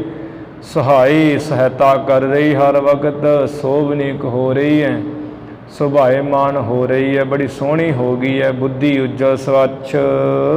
ਗੋਰਖ ਤੋ ਸੰਗ ਔ ਸਭ ਹੀ ਸਿੱਧ। ਉਸ ਵੇਲੇ ਮਹਾਰਾਜ ਕਹਿਣ ਲੱਗੇ, ਹੇ ਧੰਗਰ ਨਾਦ ਸਿੱਧ, ਅਸੀਂ ਗੋਰਖ, ਤੂੰ ਕਹਿਣਾ ਵੀ ਸਾਡੇ ਗੋਰਖ ਨਾਥ ਗੁਰੂ ਕੋ ਉਪਦੇਸ਼ ਲੈ ਲਓ, ਇਹਨਾਂ ਨੂੰ ਪੁੱਛ ਲਓ, ਪਰ ਸਾਡਾ ਬਚਨ ਸੁਣ ਲਾ ਵੀ ਤੇਰੇ ਗੋਰਖਨਾਥ ਗੁਰੂ ਤੇ ਤੋ ਸੰਗ ਤੇਰੇ ਸਮੇਤ ਸਾਰੇ ਸਿੱਧਾਂ ਨੂੰ ਹੀ ਦੇਵਹੁ ਗੋ ਉਪਦੇਸ਼ ਬਨਾਈ। ਅਸੀਂ ਜਿਹੜਾ ਉਪਦੇਸ਼ ਬਣਾ ਸਵਾਰ ਕੇ ਦੇਵਾਂਗੇ ਤੇਰੇ ਸਮੇਤ, ਗੋਰਖਨਾਥ ਸਮੇਤ ਤੇ ਸਾਰੇ ਸਿੱਧਾਂ ਨੂੰ ਮਹਾਨ ਗਿਆਨਮਈ ਉਪਦੇਸ਼ ਬਣਾ ਸਵਾਰ ਕੇ ਦੇਵਾਂਗੇ। ਆਪ ਦੇਵਾਂਗੇ ਉਪਦੇਸ਼, ਤੁਹਾਡੇ ਪਾਸੋਂ ਕੋਈ ਨਹੀਂ ਲੈਣਾ ਉਪਦੇਸ਼ ਅਸਾਂ। ਦੋਹਰਾ ਪੁਨ ਗੋਰਖ ਸਮਝੀ ਹਿਰਦੈ। ਫਿਰ ਜਿਹੜਾ ਗੋਰਖਨਾਥ ਹੈ ਉਹਨੇ ਆਪਣੇ ਹਿਰਦੇ ਵਿੱਚ ਸਮਝਿਆ ਹੈ ਕਿ ਜੇ ਤੇ ਆ ਕਰਦੇ ਰਹਿਣਾ ਪ੍ਰਸ਼ਨ ਇਹਨਾਂ ਦੇ ਨਹੀਂ ਹਾਰਨਾ, ਇਹਨਾਂ ਤੇ ਉੱਤਰ ਦੇ ਹੀ ਜਾਣੇ, ਕਿਉਂਕਿ ਬੜੇ ਗਿਆਨਵਾਨ ਮਹਾਨ ਬਹੁਤ ਸਿਆਣੇ ਆ ਗੁਰੂ ਨਾਨਕ ਸਾਹਿਬ ਤਬਾ ਜੀ, ਤੇ ਇਹਨਾਂ ਚਰਚਾ ਵਿੱਚ ਨਹੀਂ ਹਾਰਨਾ ਹੈ। ਪ੍ਰਸ਼ਨਾਂ ਉੱਤਰਾਂ ਨਾਲ ਤੇ ਇਹਨਾਂ ਸਾਨੂੰ ਨਿਰੁੱਤਰ ਕਰਨਾ ਹੀ ਕਰਨਾ ਹੈ। ਫਿਰ ਐਵੇਂ ਉਹਨੇ ਸਮਝੀ ਹੈ ਮਨ ਵਿੱਚ, ਅਧਿਕ ਵਿਭੂਤ ਦਿਖਾਏ। ਕਹਿੰਦਾ ਵੀ ਇਹਨਾਂ ਨੂੰ ਬਹੁਤੀ ਜਿਹੜੀ ਵਿਭੂਤੀ ਹੈ ਨਾ ਉਹ ਦਿਖਾ ਦਈਏ। ਹੀਰੇ ਜਵਾਹਰਾਤ ਲਾਲ ਰਤਨ, ਇਹ ਬਹੁਤੀ ਵਿਭੂਤੀ ਦਿਖਾ ਕੇ ਆਨੋ ਨਿਜ ਮਾਰਗ ਵਿਖੈ। ਆਪਣਾ ਜਿਹੜਾ ਮਾਰਗ ਪੰਥ ਹੈ ਉਸ ਰਸਤੇ ਵਿੱਚ ਲੈ ਆਵਾਂਗਾ। ਮਨ ਹੈ ਲੋਭਾਏ। ਜਦੋਂ ਇਹ ਉਹ ਵਿਭੂਤੀ ਦੇਖਣਗੇ, ਹੀਰੇ ਜਵਾਹਰਾਤ ਰਤਨ ਲਾਲ ਚਮਕਦੇ ਦਮਕਦੇ ਆ, ਅਮੋਲਕ, ਕਹਿੰਦੇ ਆਪੇ ਲੁਭਾਏਮਾਨ ਹੋ ਜਾਣਗੇ। ਫਿਰ ਮਨ ਵਿੱਚ ਆਪੇ ਮੰਨ ਜਾਣਗੇ, ਸਾਡੇ ਪੰਥ ਵਿੱਚ ਆ ਜਾਣਗੇ। ਮਨ ਵਿੱਚ ਮੰਨ ਕੇ ਖੱਪਰ ਦਿੱਤਾ ਨਾਥ ਨੇ। ਉਸ ਵੇਲੇ ਗੋਰਖਨਾਥ ਨੇ ਮਹਾਰਾਜ ਨੂੰ ਖੱਪਰ ਜਾ ਜਲ ਛਕਣ ਵਾਲਾ ਦਿੱਤਾ ਹੈ। ਬਾਲੇ ਤਾਲ ਬਿਲੋਕ, ਕਹਿੰਦਾ ਵੀ ਬਾਲੇ ਗੁਰੂ ਨਾਨਕ ਸਾਹਿਬ, ਉਹ ਸਾਹਮਣੇ ਜਿਹੜਾ ਹੈ ਨਾ ਤਾਲ ਸਰੋਵਰ, ਉਹਨੂੰ ਦੇਖ। ਪਾਨੀ ਆਨਹੁ ਤੁਹਾਂ ਤੇ, ਪਾਨੀ ਆਨਹੁ ਤਹਾਂ ਤੇ। ਕਹਿੰਦਾ ਵੀ ਉਹ ਤਾਲ ਦੇ ਵਿੱਚੋਂ ਉੱਥੋਂ ਤੁਸੀਂ ਪਾਣੀ ਜਿਹੜਾ ਲੈ ਕੇ ਆਓ। ਪੂਜੇ ਸਦਾ ਅਸ਼ੋਕ, ਸਦਾ ਜਾਂ ਸ਼ੋਕ ਗਮਾਂ ਤੇ ਰਹਿਤ ਹੋ ਜਾਈਏ। ਲੈ ਕਰ ਗਮਨੇ ਤਾਲ ਢਿਗ।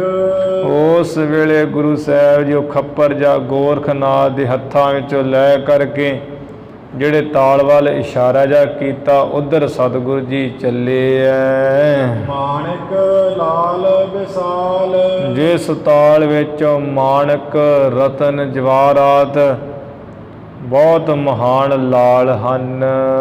ਪੂਰਨ ਸਰ ਅਵਿਲੋਕ ਕੈ। ਗੁਰੂ ਸਾਹਿਬ ਜੀ ਉਹ ਇਹ ਲਾਲਾਂ ਰਤਨਾ ਮਾਣਕਾਂ ਹੀਰਿਆਂ ਨਾਲ ਹੀ ਭਰਿਆ ਹੋਇਆ ਐ ਪੂਰਾ ਸਰੋਵਰ ਭਰਿਆ ਹੋਇਆ ਦੇਖ ਕੇ ਆਂਡੇ ਰਹੇ ਕਿਰਪਾਲ। ਦਿਆਲੂ ਕਿਰਪਾਲੂ ਗੁਰੂ ਨਾਨਕ ਸਾਹਿਬ ਜੀ ਉਹ ਜਿਹੜਾ ਸਰੋਵਰ ਦੇ ਕਿਨਾਰੇ ਤੇ ਖੜੇ ਰਹੇ ਹੈ। ਜਗਮਗ ਜਗਮਗ ਕਰਤ ਹੈ। ਸਰੋਵਰ ਵਿੱਚ ਤੇ ਜਿਹੜੇ ਉਹ ਜਾਦੂ ਜੀ ਵਾਲੇ ਜਵਾਹਰਾਤ ਹੀਰੇ ਹੈ ਜਗਮਗ ਜਗਮਗ ਕਰ ਰਹੇ ਹੈ, ਬਹੁਤ ਚਮਕਾਂ ਦਮਕਾਂ ਮਾਰ ਰਹੇ ਹਨ। ਤਹਾਂ ਜਵਾਹਰ ਭੂਰ। ਉੱਥੇ ਕਹਿੰਦੇ ਜਿਹੜੇ ਜਵਾਹਰ ਆ ਰਤਨ ਹੈ ਹੀਰੇ ਬਹੁਤੇ ਜਗਮਗ ਜਗਮਗ ਹੀ ਕਰ ਰਹੇ ਹੈ। ਗੋਰਖ ਕੋਸ਼ਲ ਜਾਣ ਕੈ। ਗੁਰੂ ਗੁਰੂ ਸਾਹਿਬ ਜੀ ਗੋਰਖਨਾਥ ਦਾ ਛਲ ਕਪਟ ਜਿਹਾ ਜਾਣ ਕੇ ਜਾਦੂ ਜਿਹਾ ਜਾਣ ਕੇ ਵੀ ਜਿਵੇਂ ਆ ਜਾਦੂਗਰ ਹੁੰਦਾ ਨਾ ਤੇ ਉਹ ਜਾਦੂਗਰ ਜਿਹੜਾ ਕਈ ਚੀਜ਼ਾਂ ਬਣਾਈ ਜਾਂਦਾ ਵੇਖਣ ਮਾਤਰ ਨਹੀਂ ਹੁੰਦਾ, ਕੁਛ ਨਹੀਂ ਲੈਣ ਦੇਣ ਨੂੰ ਕੁਝ ਨਹੀਂ ਹੁੰਦਾ, ਜਿੰਨੀਆਂ ਚੀਜ਼ਾਂ ਬਣਾਈਆਂ ਹੁੰਦੀਆਂ ਤੇ ਦੇਖਣ ਵਿੱਚ ਉਹ ਸਾਰਾ ਕੁਝ ਅਸਲੀ ਲੱਗੀ ਜਾਂਦਾ ਦਿਖੀ ਜਾਂਦਾ। ਇਸੇ ਤਰ੍ਹਾਂ ਗੋਰਖਨਾਥ ਨੇ ਉਹੀ ਕੰਮ ਕੀਤਾ ਵੀ ਜਾਦੂਗਰ ਦੇ ਜਿਹੜੇ ਲਾਲ ਹੈ ਰਤਨ ਹੈ ਤੇ ਇਹ ਮਹਾਰਾਜ ਨੂੰ ਭਰਮਾਉਣ ਵਾਸਤੇ ਦਿਖਾਏ ਹੈ। ਸਰੋਵਰ ਵਿੱਚ ਹੈ ਉੱਥੇ ਕੁੱਖ ਵੀ ਨਹੀਂ, ਨਾ ਕੋਈ ਹੀਰਾ ਨਾ ਲਾਲ ਨਾ ਰਤਨ। ਸਤਿਗੁਰੂ ਮਹਾਰਾਜ ਇਹਦਾ ਜਾਦੂ ਜਿਹਾ ਦੇਖ ਕੇ ਛਲ ਕਪਟ ਜਿਹਾ ਜਾਣ ਕੇ ਹਟਿਆ ਏ ਜਗ ਮੂਰ। ਜਗਤ ਦੇ ਜੋ ਮੂਲ ਹੈ ਕਾਰਨ ਰੂਪ ਹੈ ਗੁਰੂ ਨਾਨਕ ਸਾਹਿਬ ਜੀ ਉਹ ਤਾਲ ਸਰੋਵਰ ਤੋਂ ਮੁੜ ਆਏ ਵਾਪਸ। ਕਹਿਓ ਆਨ ਤਹ ਨੀਰ ਨਹਿ। ਆਉਂਦਿਆਂ ਹੀ ਕਿਹਾ ਹੈ ਵੀ ਹੇ ਗੋਰਖਨਾਥ ਉੱਥੇ ਦੇ ਜਿਹੜਾ ਨੀਰ ਕਹੀਏ ਪਾਣੀ ਹੈ ਹੀ ਨਹੀਂ ਹੈ। ਖੱਪਰ ਲਿਹੋ ਸਮਾਲ। ਆਪਣਾ ਜਿਹੜਾ ਖੱਪਰ ਹੈ ਨਾ ਪਾਣੀ ਪੀਲਾ ਨੂੰ ਸੰਭਾਲ ਲਿਓ ਰੱਖ ਲਓ ਕੋਲ। ਬੈਠੇ ਬਹੁਰ ਸਮੀਪ ਹੋਵੇ। ਇਸ ਤਰ੍ਹਾਂ ਕਹਿ ਕਰਕੇ ਗੁਰੂ ਨਾਨਕ ਸਾਹਿਬ ਜੀ ਬਹੁਤ ਨੇੜੇ ਜਾ ਹੋ ਕੇ ਗੋਰਖਨਾਥ ਹੋਣਾ ਦੇ ਬੈਠ ਗਏ ਹੈ। ਸ੍ਰੀ ਗੁਰ ਦੀਨ ਦਇਆਲ। ਸ੍ਰੀ ਗੁਰੂ ਨਾਨਕ ਦੇਵ ਮਹਾਰਾਜ ਜੋ ਗਰੀਬਾਂ ਦੇ ਦਿਆਲਤਾ ਕਰਨ ਵਾਲੇ ਮਿਹਰ ਕਰਨ ਵਾਲੇ ਦਿਆਲੂ ਕਿਰਪਾਲੂ ਜੀ ਹਨ। ਇਤ ਸ੍ਰੀ ਗੁਰੂ ਨਾਨਕ ਪ੍ਰਕਾਸ਼ ਗ੍ਰੰਥੇ ਪੂਰਬਾਰ ਦੇ ਸਿਦਨ ਚਰਚਾ ਪ੍ਰਸੰਗ ਬਰਨੰਦ ਨਾਮ 63 ਅਧਿਆਏ। ਵਰਣਨ ਕਹਿੰਦੇ ਇੱਥੇ ਸ੍ਰੀ ਗੁਰੂ ਨਾਨਕ ਪ੍ਰਕਾਸ਼ ਗ੍ਰੰਥ ਦਾ ਜਿਹੜਾ 63ਵਾਂ ਅਧਿਆਏ ਹੈ ਉਹ ਸਮਾਪਤ ਹੋ ਗਿਆ ਹੈ। ਦੋਹਰਾ ਮਨ ਮੂਖਕ ਬਿਲ ਬਾਸ਼ਨਾ। ਭਾਈ ਸੰਤੋਖ ਸਿੰਘ ਜੀ ਅਗਲਾ ਪ੍ਰਸੰਗ ਆਰੰਭ ਕਰਨ ਦੇ ਸਮੇਂ ਜਿਹੜਾ ਹੈ ਮਨ ਦੇ ਪਰਥਾਏ ਮੰਗਲ ਕਰਦੇ ਹੈ। ਗੁਰੂ ਨਾਨਕ ਸਾਹਿਬ ਜੀ ਦੇ ਚਰਨਾਂ ਦੀ ਮਹਿਮਾ ਦਾ ਮੰਗਲ ਕਰਦੇ ਹੈ। ਕਹਿੰਦੇ ਹੈ ਵੀ ਇਹ ਜਿਹੜਾ ਮੇਰਾ ਮਨ ਹੈ ਇਹ ਚੂਹੇ ਵਰਗਾ ਹੈ ਤੇ ਜਿਹੜਾ ਤਰ੍ਹਾਂ ਤਰ੍ਹਾਂ ਦੀਆਂ ਮਨ ਵਿੱਚ ਵਾਸ਼ਨਾ ਉੱਠ ਰਹੀਆਂ ਤਰ੍ਹਾਂ ਤਰ੍ਹਾਂ ਦੀਆਂ ਵਾਸ਼ਨਾ ਹੋ ਰਹੀਆਂ ਵਾਸ਼ਨਾਵਾਂ ਇਹ ਬਿਲ ਖੁੱਡੇ ਦੇ ਸਮਾਨ ਹੈ।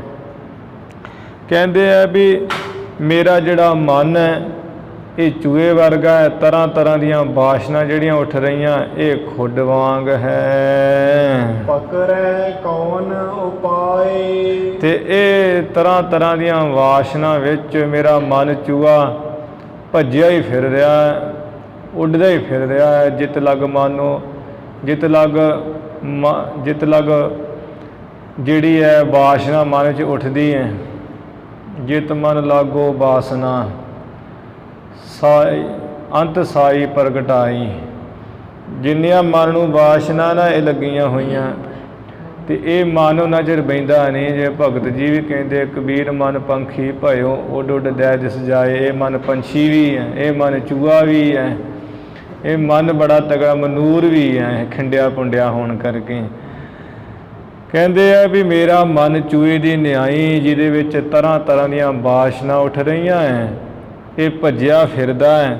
ਇਹਨੂੰ ਵੀ ਕਿਹੜੇ ਉਪਾਅ ਯਤਨ ਨਾਲ ਕੋਈ ਪਕੜਨਾ ਕਰੇ ਜਾਂ ਦੱਸ ਰਹੇ ਵੀ ਸਰੋਤਿਓ ਇਸ ਨੂੰ ਕਿਸ ਜਿਹੜਾ ਯਤਨ ਨਾਲ ਪਕੜੇ। ਭਾਰਤ ਸ੍ਰੀ ਗੁਰ ਪ੍ਰੇਮ ਪਗ। ਜਿਹੜੇ ਕਹਿੰਦੇ ਸ੍ਰੀ ਗੁਰੂ ਨਾਨਕ ਦੇਵ ਸਾਹਿਬ ਜੀ ਦੇ ਚਰਨਾਂ ਦਾ ਪ੍ਰੇਮ ਹੈ ਇਹ ਪਾਰੇ ਵਰਗਾ ਹੈ ਬੜਾ ਭਾਰੀ। ਪਿਆਵਹੁ ਹੋਇ ਥਿਰ ਥਾਈ। ਇਸ ਮਨ ਚੂਹੇ ਨੂੰ ਕਹਿੰਦੇ ਗੁਰੂ ਦੇ ਚਰਨਾਂ ਦਾ ਪ੍ਰੇਮ ਹੈ ਜਿਹੜਾ ਪ੍ਰੇਮ ਰੂਪੀ ਪਾਰਾ, ਇਹ ਪਿਆ ਦਿਓ ਇਹ ਚੂਹੇ ਨੂੰ, ਫਿਰ ਆਪੇ ਹੀ ਇੱਕ ਥਾਂ ਟੇਕ ਕੇ ਬਹਿ ਜਾਵੇਗਾ, ਫਿਰ ਨਹੀਂ ਮਨ ਇੱਧਰ ਉੱਧਰ ਦੌੜੇਗਾ, ਕਿਉਂਕਿ ਉਹ ਪਾਰਾ ਪੀ ਕੇ ਭਾਰਾ ਹੋ ਜਾਏਗਾ। ਗੁਰੂ ਦੇ ਚਰਨਾਂ ਰੂਪੀ ਪ੍ਰੇਮ ਦਾ ਪਾਰਾ ਪੀ ਕੇ। ਪਾਰਾ ਬਹੁਤ ਭਾਰਾ ਹੁੰਦਾ ਹੈ, ਭਾਵੇਂ ਕਿ ਹੋਰ ਚੀਜ਼ਾਂ ਬਹੁਤ ਭਾਰੀਆਂ, ਪਰ ਬੋਤਲ ਵਿੱਚ 17 ਕਿਲੋ ਚੀਜ਼ ਕੋਈ ਨਹੀਂ ਪੈ ਸਕਦੀ। ਇੱਕ ਪਾਰਾ ਹੀ ਹੈ ਜਿਹੜਾ 17 ਕਿਲੋ ਇੱਕ ਬੋਤਲ ਵਿੱਚ ਪੈ ਜਾਂਦਾ ਹੈ। ਇਸ ਕਰਕੇ ਉਹ ਬੋਤਲ ਵੇਖੋ ਕਿੰਨੀ ਕਿ ਹੈ, 17 ਕਿਲੋ ਕਿੰਨਾ ਹੁੰਦਾ, ਪਾਰਾ ਪੈ ਜਾਵੇ ਇੰਨਾ ਭਾਰ ਬੋਤਲ ਦਾ ਹੀ ਕਰ ਦਿੰਦਾ ਵਿੱਚ ਪੈ ਕੇ। ਪਾਰਾ ਭਾਰੀ ਹੋਣੇ ਕਰਕੇ ਇੱਥੇ ਕਵੀ ਨੇ ਪ੍ਰਮਾਣ ਦਿੱਤਾ ਵੀ ਗੁਰੂ ਨਾਨਕ ਸਾਹਿਬ ਜੀ ਦੇ ਜਿਹੜੇ ਚਰਨਾਂ ਦਾ ਪ੍ਰੇਮ ਹੈ ਉਹ ਪਾਰੇ ਦੀ ਨਿਆਈ ਹੈ। ਇਹ ਮਨ ਚੂਹੇ ਜਿਹੜਾ ਭੱਜਾ ਫਿਰਦਾ, ਇਹਨੂੰ ਪਿਆ ਦਿਓ, ਛਕਾ ਦਿਓ, ਆਪੇ ਥਿਰ ਥਾਂ ਇੱਕ ਥਾਂ ਟੇਕ ਕੇ ਬੈਠ ਜਾਏਗਾ। ਜਦੋਂ ਭਾਰੀ ਹੋ ਗਿਆ ਆਪੇ ਨਹੀਂ ਦੌੜੇਗਾ, ਇੱਕ ਥਾਂ ਟੇਕ ਕੇ ਬੈਠ ਜਾਏਗਾ ਮਨ ਚੂਹਾ। ਸ਼੍ਰੀ ਬਾਲਾ ਸੁੰਦਰ ਵਾਚ ਦੋਹਰਾ ਪਚਹਾਰੇ ਸਭ ਹੀ ਜਬੈ। ਉਸ ਵੇਲੇ ਕਹਿੰਦੇ ਜਿਹੜੇ ਸਾਰੇ ਸਿੱਧ ਸੀ, ਜਦੋਂ ਥੱਕ ਹਾਰੇ ਹੈ, ਹਾਰ ਹੰਬ ਗਏ ਹੈ ਸਭ ਯਤਨ ਕਰਕੇ, ਕਹਿ ਬਿਦ ਜੀਤ ਨਾ ਪਾਏ। ਕਿਸੇ ਤਰ੍ਹਾਂ ਵੀ ਗੁਰੂ ਨਾਨਕ ਸਾਹਿਬ ਜੀ ਨੂੰ ਜਿੱਤ ਹੀ ਨਹੀਂ ਪਾਏ। ਗੋਰਖ ਚਿੰਤਾਤੁਰ ਭਇਓ। ਉਸ ਵੇਲੇ ਗੋਰਖਨਾਥ ਇਹਨਾਂ ਦਾ ਗੁਰੂ ਬੜਾ ਚਿੰਤਾ ਨਾਲ ਵਿਆਕਲ ਹੋਇਆ, ਚਿੰਤਾ ਨਾਲ ਬਹੁਤ ਘਬਰਾਇਆ, ਦੁਖੀ ਹੋਇਆ। ਹੋਵਤ ਬਾਦ ਉਪਾਏ। ਕਹਿੰਦਾ ਵੇਖ ਲਓ ਜਿੰਨੇ ਆ ਯਤਨ ਕੀਤੇ ਇਹਨਾਂ ਨਾਲ ਇਹਨਾਂ ਨੂੰ ਹਰਾਉਣ ਦੇ, ਗੁਰੂ ਨਾਨਕ ਸਾਹਿਬ ਜੀ ਨੂੰ, ਸਾਰੇ ਵੀ ਵਿਅਰਥ ਹੀ ਹੋ ਰਹੇ ਆ, ਕਿਸੇ ਕੰਮ ਨਹੀਂ ਆ ਰਹੇ ਯਤਨ। ਚੌਪਈ ਬਹੁਰੋ ਸਰਬ ਸਿੱਧ ਮਿਲ ਆਏ। ਇੱਧਰ ਮੁੜ ਜਿਹੜੇ ਸਾਰੇ ਸਿੱਧ ਸ਼ਕਤੀਆਂ ਦੀਆਂ ਵਿਖਾ ਕੇ, ਭੰਗਰ ਨਾਥ, ਸ਼ੰਭੂ ਨਾਥ ਬੜੇ ਉੱਡੇ ਫਿਰਦੇ ਸੀ ਆਕਾਸ਼ ਵਿੱਚ, ਇਹਨਾਂ ਨੂੰ ਇਹ ਮਿਲ ਜੁਲ ਕੇ ਸਾਰੇ ਆਏ ਐ। ਜੇ ਸ਼ਕਤਿਨ ਯੁਤ ਹੁਤੇ ਪਲਾਏ। ਜਿਹੜੇ ਸ਼ਕਤਿਨ, ਜਿਹੜੇ ਸ਼ਕਤੀਆਂ ਦੇ ਸਹਿਤ ਵਿਖਾ ਕਰਕੇ ਦੇ ਬਾਅਦ ਵਿੱਚ ਭੱਜ ਦੌੜ ਗਏ ਸਨ, ਇਹ ਮੁੜ ਕੇ ਸ਼ੰਭੂਨਾਥ, ਭੰਗਰਨਾਥ, ਨਿਰਤ ਸਿੱਧ, ਝੰਗਰਨਾਥ ਸਾਰੇ ਮੁੜ ਕੇ ਆਏ ਹੈ। ਗੋਰਖ ਜਹ ਬੇਦੀ ਕੁਲ ਦੀਪਾ। ਜਿੱਥੇ ਗੋਰਖਨਾਥ ਤੇ ਸਤਿਗੁਰੂ ਜੋ ਬੇਦੀਆਂ ਦੇ ਕੁਲ ਦੇ ਦੀਵਾ ਰੂਪ ਪ੍ਰਕਾਸ਼ ਰੂਪ ਹਨ, ਐਸੇ ਸਭ ਤਹਿ ਹੋਏ ਸਮੀਪਾ। ਸਾਰੇ ਗੁਰੂ ਨਾਨਕ ਸਾਹਿਬ ਜੀ ਦੇ ਉੱਥੇ ਕੋਲ ਹੋ ਕੇ ਆ ਬੈਠੇ ਸਿੱਧ। ਜਿਤਕ ਦੇਰ ਤੁਸ਼ ਨਹੀਂ ਰਹੇ। ਕਿੰਨਾ ਸਮਾਂ ਤੇ ਸਾਰੇ ਸਿੱਧ ਜਿਹੜੇ ਚੋਪੇ ਕੀਤੇ ਰਹੇ ਹਨ। ਪੁੰਨ ਵਿਚਾਰ ਗੋਰਖ ਬਚ ਕਹੇ। ਫਿਰ ਜਿਹੜਾ ਗੋਰਖਨਾਥ ਹੈ ਚੰਗੀ ਸੋਚ ਵਿਚਾਰ ਕਰਕੇ ਤੇ ਬਚਨ ਕਹੇ ਐ। ਮਾਨੋ ਮਨ ਮੈਂ ਬਾਣੀ ਮੋਰੀ। ਕਹਿਣ ਲੱਗਾ ਵੀ ਗੁਰੂ ਨਾਨਕ ਸਾਹਿਬ ਤਬਾ ਜੀ, ਮੇਰੀ ਜਿਹੜੀ ਬਾਣੀ ਹੈ ਨਾ, ਬਚਨ, ਉਹ ਤੁਸੀਂ ਮਨ ਵਿੱਚ ਮੰਨ ਲਓ, ਭਾਵ ਮੇਰੀ ਗੱਲ ਮੰਨ ਲਓ। ਸੁਨੋ ਕਾਨ ਦੇ ਕਹੋ ਬਹੋਰੀ। ਮੈਂ ਤੁਹਾਨੂੰ ਫੇਰ ਕਹਿਣਾ ਹਾਂ, ਤੁਸੀਂ ਕੰਨ ਦੇ ਕੇ ਸੁਣੋ, ਭਾਵ ਧਿਆਨ ਦੇ ਕੇ ਸੁਣੋ। ਸਭ ਸਿੱਧਨ ਕੋ ਅਦਿਪਤ ਬਣੀਏ। ਆਦਪਤ ਬਣੀਏ। ਸਾਰੇ ਜਿਹੜਿਆ ਸਿੱਧ ਹੈ ਨਾ, 84 9 ਨਾਥ 6 ਜਤੀ ਹੈ, ਇਹਨਾਂ ਦੇ ਆਪ ਮੁਖੀ ਬਣ ਜਾਈਏ, ਸੁਆਮੀ ਬਣ ਜਾਈਏ। ਸਭ ਪਰ ਨਿਜ ਆਇਸ ਕੋ ਭਨੀਏ। ਸਾਰਿਆਂ ਉੱਪਰ ਆਪਣੀ ਆਗਿਆ ਕਹੀਏ। ਕਿਸੇ ਕਹਿ ਦੋ ਜੋ ਮਰਜ਼ੀ ਕਹੋ ਵੀ ਤੂੰ ਵੀ ਆ ਕਰ, ਤੂੰ ਆ ਕਰ, ਸਾਰਿਆਂ ਦੇ ਸੁਆਮੀ ਬਣ ਜਾਈਏ। ਸਾਰਿਆਂ ਉੱਪਰ ਆਪਣੀ ਆਗਿਆ ਕਹੀਏ, ਸਭ ਨੂੰ ਹੁਕਮ ਕਹੀਏ। ਮੁੰਦਾ ਪਹਿਰੋ ਝੋਲੀ ਲੀਜੈ। ਤੇ ਕੰਨ ਜੇ ਪਾੜ ਕੇ ਮੁੰਦਰਾਂ ਕੰਨ ਵਿੱਚ ਪਹਿਨ ਲਓ, ਤੇ ਸਮਾਨ ਜਾਂ ਰੱਖਣ ਵਾਸਤੇ, ਆਪਣੇ ਖਾਣ ਪੀਣ ਜਾਂ ਮੰਗਣ ਵਾਸਤੇ ਜਿਹੜੀਆਂ ਝੋਲੀਆਂ ਹੈ, ਝੋਲੀ ਹੈ, ਧਾਰਨ ਕਰ ਲੀजिए ਮੋਢਿਆਂ ਉੱਪਰ। ਆ ਕੋਈ ਸਮਾਨ ਜਿਹੜੇ ਠੂਠੇ ਆਦਿਕ ਬਰਾਗਣ ਆਦਿਕ ਪਾਉਣ ਵਾਸਤੇ ਝੋਲੀ ਪਾ ਲਈਏ।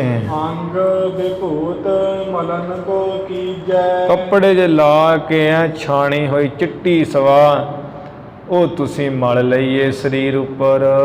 ਇੰਥਾ ਆਪਣੀ ਦੇਹ ਹੰਢਾਵੋ। ਜੇ ਤੇ ਕੱਪੜੇ ਲਾ ਦਿਓ, ਜੇ ਤੁਸੀਂ ਚਾਹੋ, ਤੁਹਾਡਾ ਚਾਹ ਹੋਵੇ, ਮਨ ਕਰੇ ਕੱਪੜੇ ਹੰਢਾਉਣ ਨੂੰ ਸਰੀਰ ਉੱਪਰ ਪਾਉਣ ਲਈ, ਤੇ ਕਹਿੰਦੇ ਉਸ ਵੇਲੇ ਖਿੰਥਾ ਜਿਹੜੀ ਗੋਲੜੀ ਟਾਕੀਆਂ ਦੀ ਬਣੀ ਹੋਈ ਉਸ ਨੂੰ ਦੇਹ ਉੱਪਰ ਹੰਢਾਓ, ਉਸ ਨੂੰ ਪਾ ਲਓ। ਸਿੱਧ ਜਮਾਤੀ ਮਹਿ ਅਬ ਆਵੋ। ਸਾਡੀ ਸਿੱਧਾਂ ਦੀ ਜਮਾਤ ਟੋਲੀ ਵਿੱਚ ਹੁਣ ਆ ਜਾਓ ਜੀ। ਲਿਹੋ ਭੰਡਾਰਾ ਹਮ ਤੇ ਖਾਵੋ। ਸਾਡੇ ਪਾਸੋਂ ਜਿਹੜਾ ਲੰਗਰ ਤਿਆਰ ਹੁੰਦਾ ਉਹ ਲੰਗਰ ਵਿੱਚੋਂ ਚੂਰਮਾ ਜਿਹਾ ਲੈ ਕੇ ਖਾਓ ਜੀ। ਸਿੰਘੀ ਮੁਖ ਤੇ ਨਾਦ ਬਜਾਵੋ। ਜਿਹੜੀ ਹਿਰਨ ਦੇ ਸਿਰ ਦੀ ਬਣੀ ਹੋਈ ਸਿੰਗੀ ਹੈ ਉਸ ਨੂੰ ਲੈ ਕਰਕੇ ਮੁੱਖ ਵਿੱਚ ਪਾ ਕੇ ਫੂਕਾਂ ਜਿਹੀਆਂ ਮਾਰ ਮਾਰ ਕੇ ਧੁਨੀ ਜੀ ਵਜਾਈ ਜਾਓ, ਵਜਾਉਂਦੇ ਰਹੋ। ਦੋਹਰਾ ਹਾਥ ਵਿਖੈ ਡੰਡਾ ਗਹੋ। ਪਿਆ ਕੁੱਤੇ ਬਿੱਲੇ ਨੂੰ ਭਜਾਉਣ ਵਾਸਤੇ, ਆਪਣੀ ਰੱਖਿਆ ਵਾਸਤੇ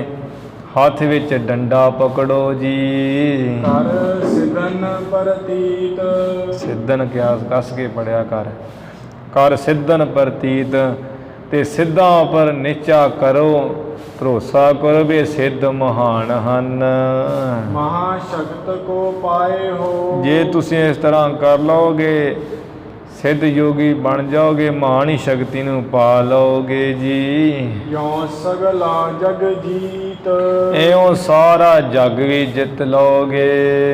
ਚੌਪਈ ਮਿਲ ਆਦੇਸ਼ ਕਹੋ ਆਦੇਸੋ। ਜਦੋਂ ਵੀ ਆਪੋ ਵਿੱਚ ਹੀ ਸਿੱਧ ਤੁਸੀਂ ਮਿਲੋਗੇ, ਮਿਲੋ ਜੁਲੋਗੇ, ਤੇ ਇਸ ਤਰ੍ਹਾਂ ਆਦੇਸ਼ ਹੋਵੇ ਵੀ ਆਦੇਸ਼ ਆਦੇਸ਼ ਆਦੇਸ਼ ਕਹੋ ਮਿਲ ਜੁਲ ਕੇ ਸਿੱਧਾ ਨਾਥਾਂ ਨੂੰ ਵੀ ਨਮਸਕਾਰ ਹੋਵੇ, ਨਮਸਕਾਰ ਹੋਵੇ। ਨਾਥ ਨਾਮ ਹੋਏ ਜੁਗ ਜੁਗ ਬੈਸੋ। ਹੁਣ ਤੁਹਾਡਾ ਨਾਮ ਨਾਨਕ ਹੈ, ਫਿਰ ਤੁਹਾਡਾ ਨਾਮ ਨਾਨਕ ਨਾਥ ਹੋ ਜਾਏਗਾ। ਨਾਨਕ ਨਾਥ ਨਾਮ ਵਾਲੇ ਹੋ ਕਰਕੇ ਜੁਗਾਂ ਜੁਗਾਂ ਵਿੱਚ ਹੀ ਸੱਜ ਕੇ ਬੈਠੋ। ਜੋਗ ਸੰਜੋਗੀ ਮਹਿ ਸੁਖ ਪਾਵੋ। ਜੋਗ ਦੇ ਸੰਜੋਗੀ, ਜੋਗ ਧਾਰਨ ਕਰਨ ਵਿੱਚ, ਜੋਗੀਆਂ ਦੇ ਇਕੱਠ ਵਿੱਚ, ਜੋਗ ਅਭਿਆਸ ਦੇ ਮਿਲਾਪੀ ਹੋ ਕੇ ਸੁਖ ਪਾਓ, ਮੌਜਾਂ ਕਰੋ। ਇੱਕ ਮਾਈ ਕੇ ਪੂਤ ਕਹਾਵੋ। ਇੱਕ ਜਿਹੜੀ ਪਾਰਵਤੀ ਮਾਈ ਹੈ ਉਹਦੇ ਪੁੱਤਰ ਕਹਾਓ, ਕਿਉਂਕਿ ਗੋਰਖਨਾਥ ਮਛਿੰਦਰਨਾਥ ਸ਼ਿਵ ਜੀ ਦੀ ਉਹ ਬਿੰਦ ਤੋਂ ਬਣੇ ਹੋਏ ਹੈ, ਜਿਹਦੇ ਕਰਕੇ ਕਹਿ ਰਹੇ ਹੈ ਵੀ ਗੋਰਖਨਾਥ ਬਣਿਆ ਸ਼ਿਵ ਜੀ ਦੀ ਬਿੰਦ ਤੋਂ, ਤੇ ਸ਼ਿਵ ਜੀ ਦੀ ਸੁਪਤਨੀ ਹੈ ਪਾਰਵਤੀ, ਤੇ ਇਹਨਾਂ ਦੇ ਸਿੱਧਾਨਾਥਾਂ ਦੀ ਮਾਈ ਹੈ। ਕਹਿੰਦਾ ਵੀ ਇੱਕ ਪਾਰਵਤੀ ਮਾਈ ਦੇ ਪੁੱਤਰ ਕਹਾਓ ਸਿੱਧਨਾਥ ਬਣ ਕੇ।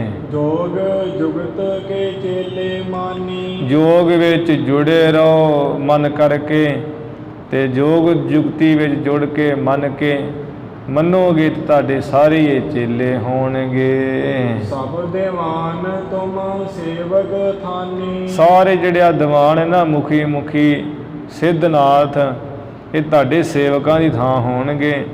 ਤੁਸੀਂ ਜੋਗ ਵਿੱਚ ਮਨ ਕਰਕੇ ਜੁੜੇ ਰਹੋ, ਜੋਗ ਵਿੱਚ ਜੁੜ ਕੇ ਮੰਨੇ ਰਹੋ, ਤੁਹਾਡੇ ਇਹ ਚੇਲੇ ਹੋਣਗੇ। ਸਾਰੇ ਜਿੰਨੇ ਦੀਵਾਨ ਹੈ ਉਹਨਾਂ ਦੇ ਤੁਸੀਂ ਦੀਵਾਨ ਹੋਗੇ, ਸਵਾ ਸਦ ਮੁਖੀ ਹੋਗੇ, ਤੇ ਇਹ ਤੁਹਾਡੇ ਸੇਵਕਾਂ ਦੀ ਥਾਂ ਹੋਣਗੇ। ਤੁਮ ਤੇ ਉੱਪਰ ਹੋਏ ਨਾ ਆਨਾ। ਜਦੋਂ ਤੁਸੀਂ ਐਵੇਂ ਸਭ ਦੇ ਦੀਵਾਨ ਹੋਗੇ, ਸਵਾ ਸਦ ਮੁਖੀ ਹੋਗੇ, ਤੁਹਾਡੇ ਸਾਰੇ ਸੇਵਕ ਹੋਗੇ, ਤੇ ਜੋਗੀਆਂ ਸਿੱਧਾਨਾਥਾਂ ਵਿੱਚ ਆ ਗਏ, ਤੇ ਗੁਰੂ ਨਾਨਕ ਸਾਹਿਬ ਤਬਾ ਜੀ ਤੁਹਾਡੇ ਬਰਾਬਰ ਹੋਰ ਨਹੀਂ ਕੋਈ ਹੋਏਗਾ, ਤੁਹਾਡੇ ਸਮਾਨ।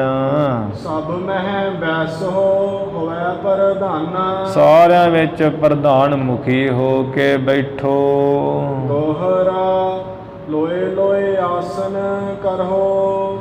ਕਹਿੰਦਾ ਵੀ ਲੋਕਾਂ ਵਿੱਚ ਜਾ ਕੇ ਜਿੱਥੇ ਜੀ ਕਰਦਾ ਉੱਥੇ ਆਸਣ ਲਾਉਣਾ ਕਰੋ। ਸਰਬ ਕਰਾਏ ਭੰਡਾਰ। ਜਦੋਂ ਤੁਸੀਂ ਲੋਕਾਂ ਵਿੱਚ ਜਾਓਗੇ ਤੇ ਉੱਥੋਂ ਦੇ ਲੋਕ ਤੁਹਾਨੂੰ ਦੇਖ ਕੇ ਵੀ ਬੜੇ ਮਹਾਨ ਸਿੱਧ ਆਏ ਹੈ, ਭੰਡਾਰੇ ਲੰਗਰ ਕਰਾਉਣਗੇ, ਤੁਹਾਨੂੰ ਵੀ ਛਕਾਉਣਗੇ। ਹੁਕਮ ਮਨਾਵੋ ਜਹਾਂ ਤਹਿ, ਜਿੱਥੇ ਕਿੱਥੇ ਵੀ ਆਪਣਾ ਹੁਕਮ ਮਨਾਓ, ਆਪਣੀ ਜਿਹੜੀ ਆਣ ਕਨੌੜ ਬਣਾਓ।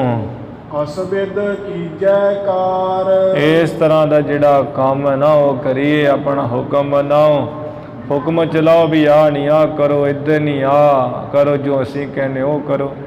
ਇਸ ਤਰ੍ਹਾਂ ਦੀ ਜਿਹੜੀ ਹੈ ਕਾਰ ਉਹ ਆਪ ਕਰੀਏ। ਇਹ ਸਿੱਧਨਾਥ ਐਵੇਂ ਜਿਹੜਾ ਗੋਰਖਨਾਥ ਹੈ ਮਹਾਰਾਜ ਨੂੰ ਕਹਿ ਰਿਹਾ ਹੈ।